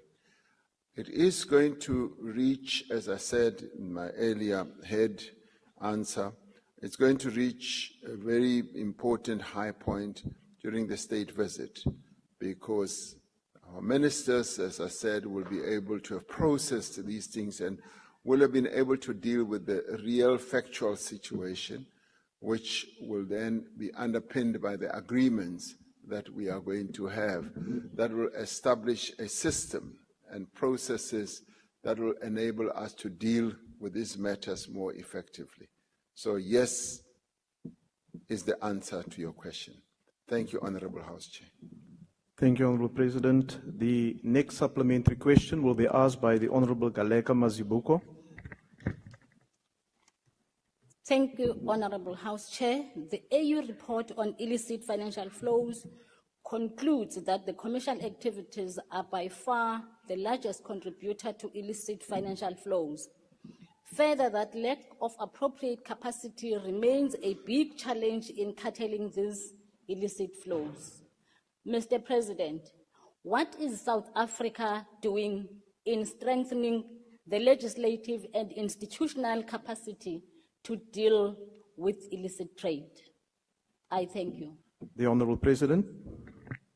Honorable House Chair and Honorable Mazibuko, our National Treasury is seized with this matter on an ongoing basis, and they are focusing also on the regulatory aspect, but working together within the broad framework that has been set by the African Union as well. You may recall some years ago, former President Thabo Mbeki came out with a report that detailed how illicit criminality has been rampant in our continent and how best it can be dealt with also at the continental level. So our National Treasury, in the wake of that report and work that is being done through various structures on the continent, including in our own region, is firmly seized with this challenge and matter. It continues to preoccupy even the officials in our National Treasury, and legislation or regulations are following in tow to ensure that we deal effectively with this challenge. So be rest assured that this being an overarching challenge and problem is a matter that is being addressed. Thank you, Honorable House Chair. Thank you, Honorable President. The third supplementary question will be asked by the Honorable M.M. Dlamini. Thank you, Chairperson. President, the Institute of Security Studies, but there are no coordinated efforts within the SADC region to put measures that deals with issues of security. And then that leaves the region exposed in a lot of criminal activities. So if you deal with 3 countries, let's start with Angola, one of the biggest oil-producing nations, the coast of Namibia. They've got oil deposits. Even in South Africa, we've got so much potential of oil reserves. Now, have you met with your fellow counterparts, the other president, to discuss the issues of security within the SADC region so that we can protect these resources, not only protecting them from criminal elements, but also to these foreign companies that see this continent as a continent of extraction of resources? Have you sat with them? Have you met? What are the plans? Are there plans that are going in place so that we can deal with the serious security issues? Thank you, President. The Honorable President. Thank you, Honorable House Chair. Yes, there have been discussions, particularly around our natural resources, to focus on our natural resources and to establish a forum in our region which will enable us to have common approaches, common frameworks, so that when it comes to natural resources, we're able to exploit them much more effectively as a whole rather than just individually. And as you correctly say, a number of our countries are finding a number of key and important mineral resources. Namibia recently, yes, an oil find, and more searches are happening is also on our western seaboard to be able to see whether that whole plateau also has intrusions in South Africa. And that leads to cooperation and collaboration, not only focusing on criminality, but focusing also on how do we enhance our own ability to better exploit the natural endowments that we have as a region. And a forum in that regard is being put in place. And I know that our Minister of Mineral Resources, each time there's the mineral indaba, is able to collaborate with his counterparts, not only from the entire continent, but also from the region, about a number of these minerals. So there is an effort at the subcontinental level, but also more broadly at the continental level. And we've raised this at our heads of states meeting, where we have also discussed how the management of our resources can be enhanced, particularly, in countries that are just new in having found these very rare minerals, like rare earth and lithium and all that. So we are working on approaches that can enhance the management of the wealth that all the countries have come across and have been endowed with. So yes, that is a process that's underway. Thank you, Honorable Chair. Thank you, Honorable President. And the last supplementary question will be asked by the Honorable Ms. L.M. Kobeni. Thank you, House Chair. Honorable President, I think we can all agree that the time for fluff is definitely over. South Africans demand real leadership. I think the time for rhetoric is over. We've heard what you've just said. But our nation needs to be able to count on you, sir, to stand up for us, especially after we felt so neglected by previous administrations. We're all concerned about the unchecked flow of contraband goods, illicit trade, and illegal immigration that threatens our sovereignty and economic well-being. It is a fact, sir, that foreign criminal syndicates continue to thrive in South Africa, exploiting our porous borders and weak security. I want to reiterate, subsequent to the original question, reiterate my original statement that the time for fluff is over. What decisive and enforceable action will this government take to combat these threats and protect our nation? Thank you. The Honorable President. The South African police has gotten into top gear in as far as dealing with a number of criminal nodes and criminal activity categories. And they've established specialized teams. We've been insisting that we need specialized teams to deal with various categories of criminality.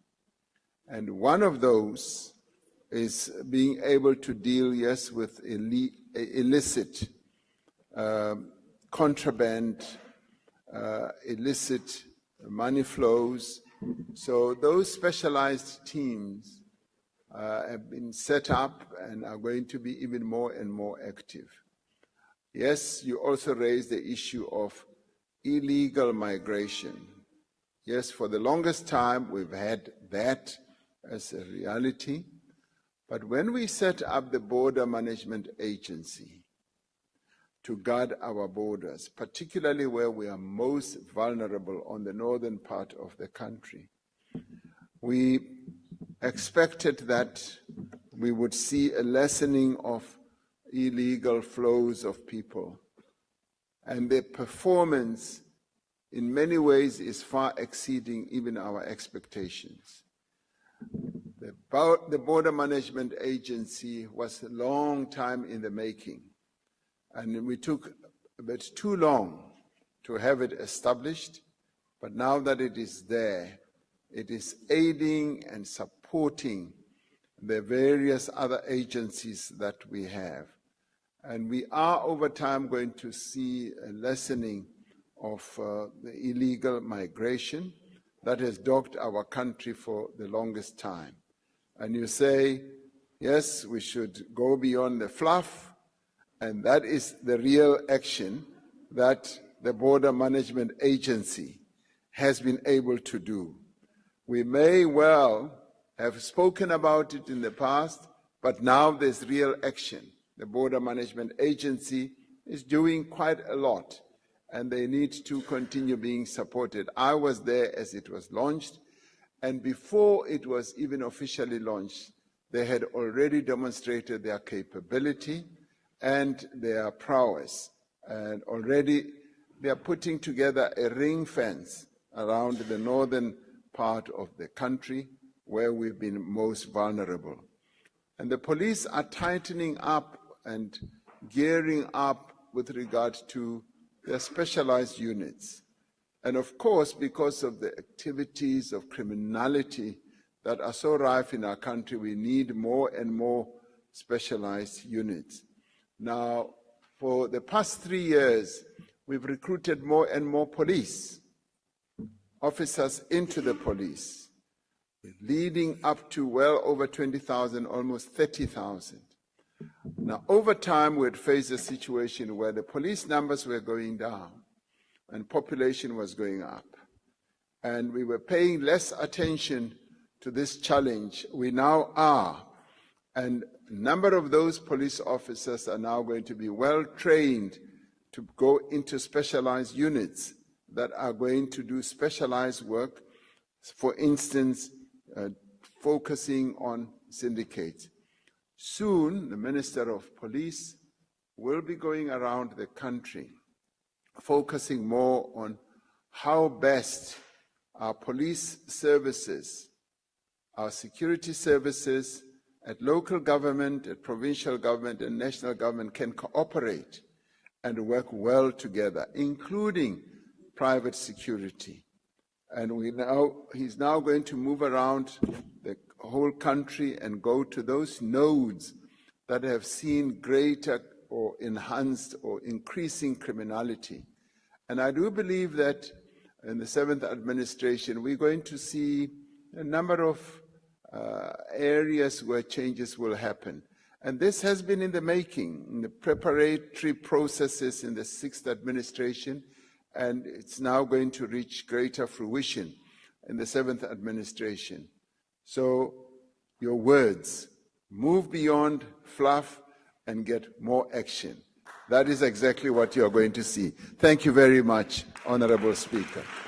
Thank you, Honorable President. Honorable members, that concludes questions to the President. And I wish to thank the Honorable President.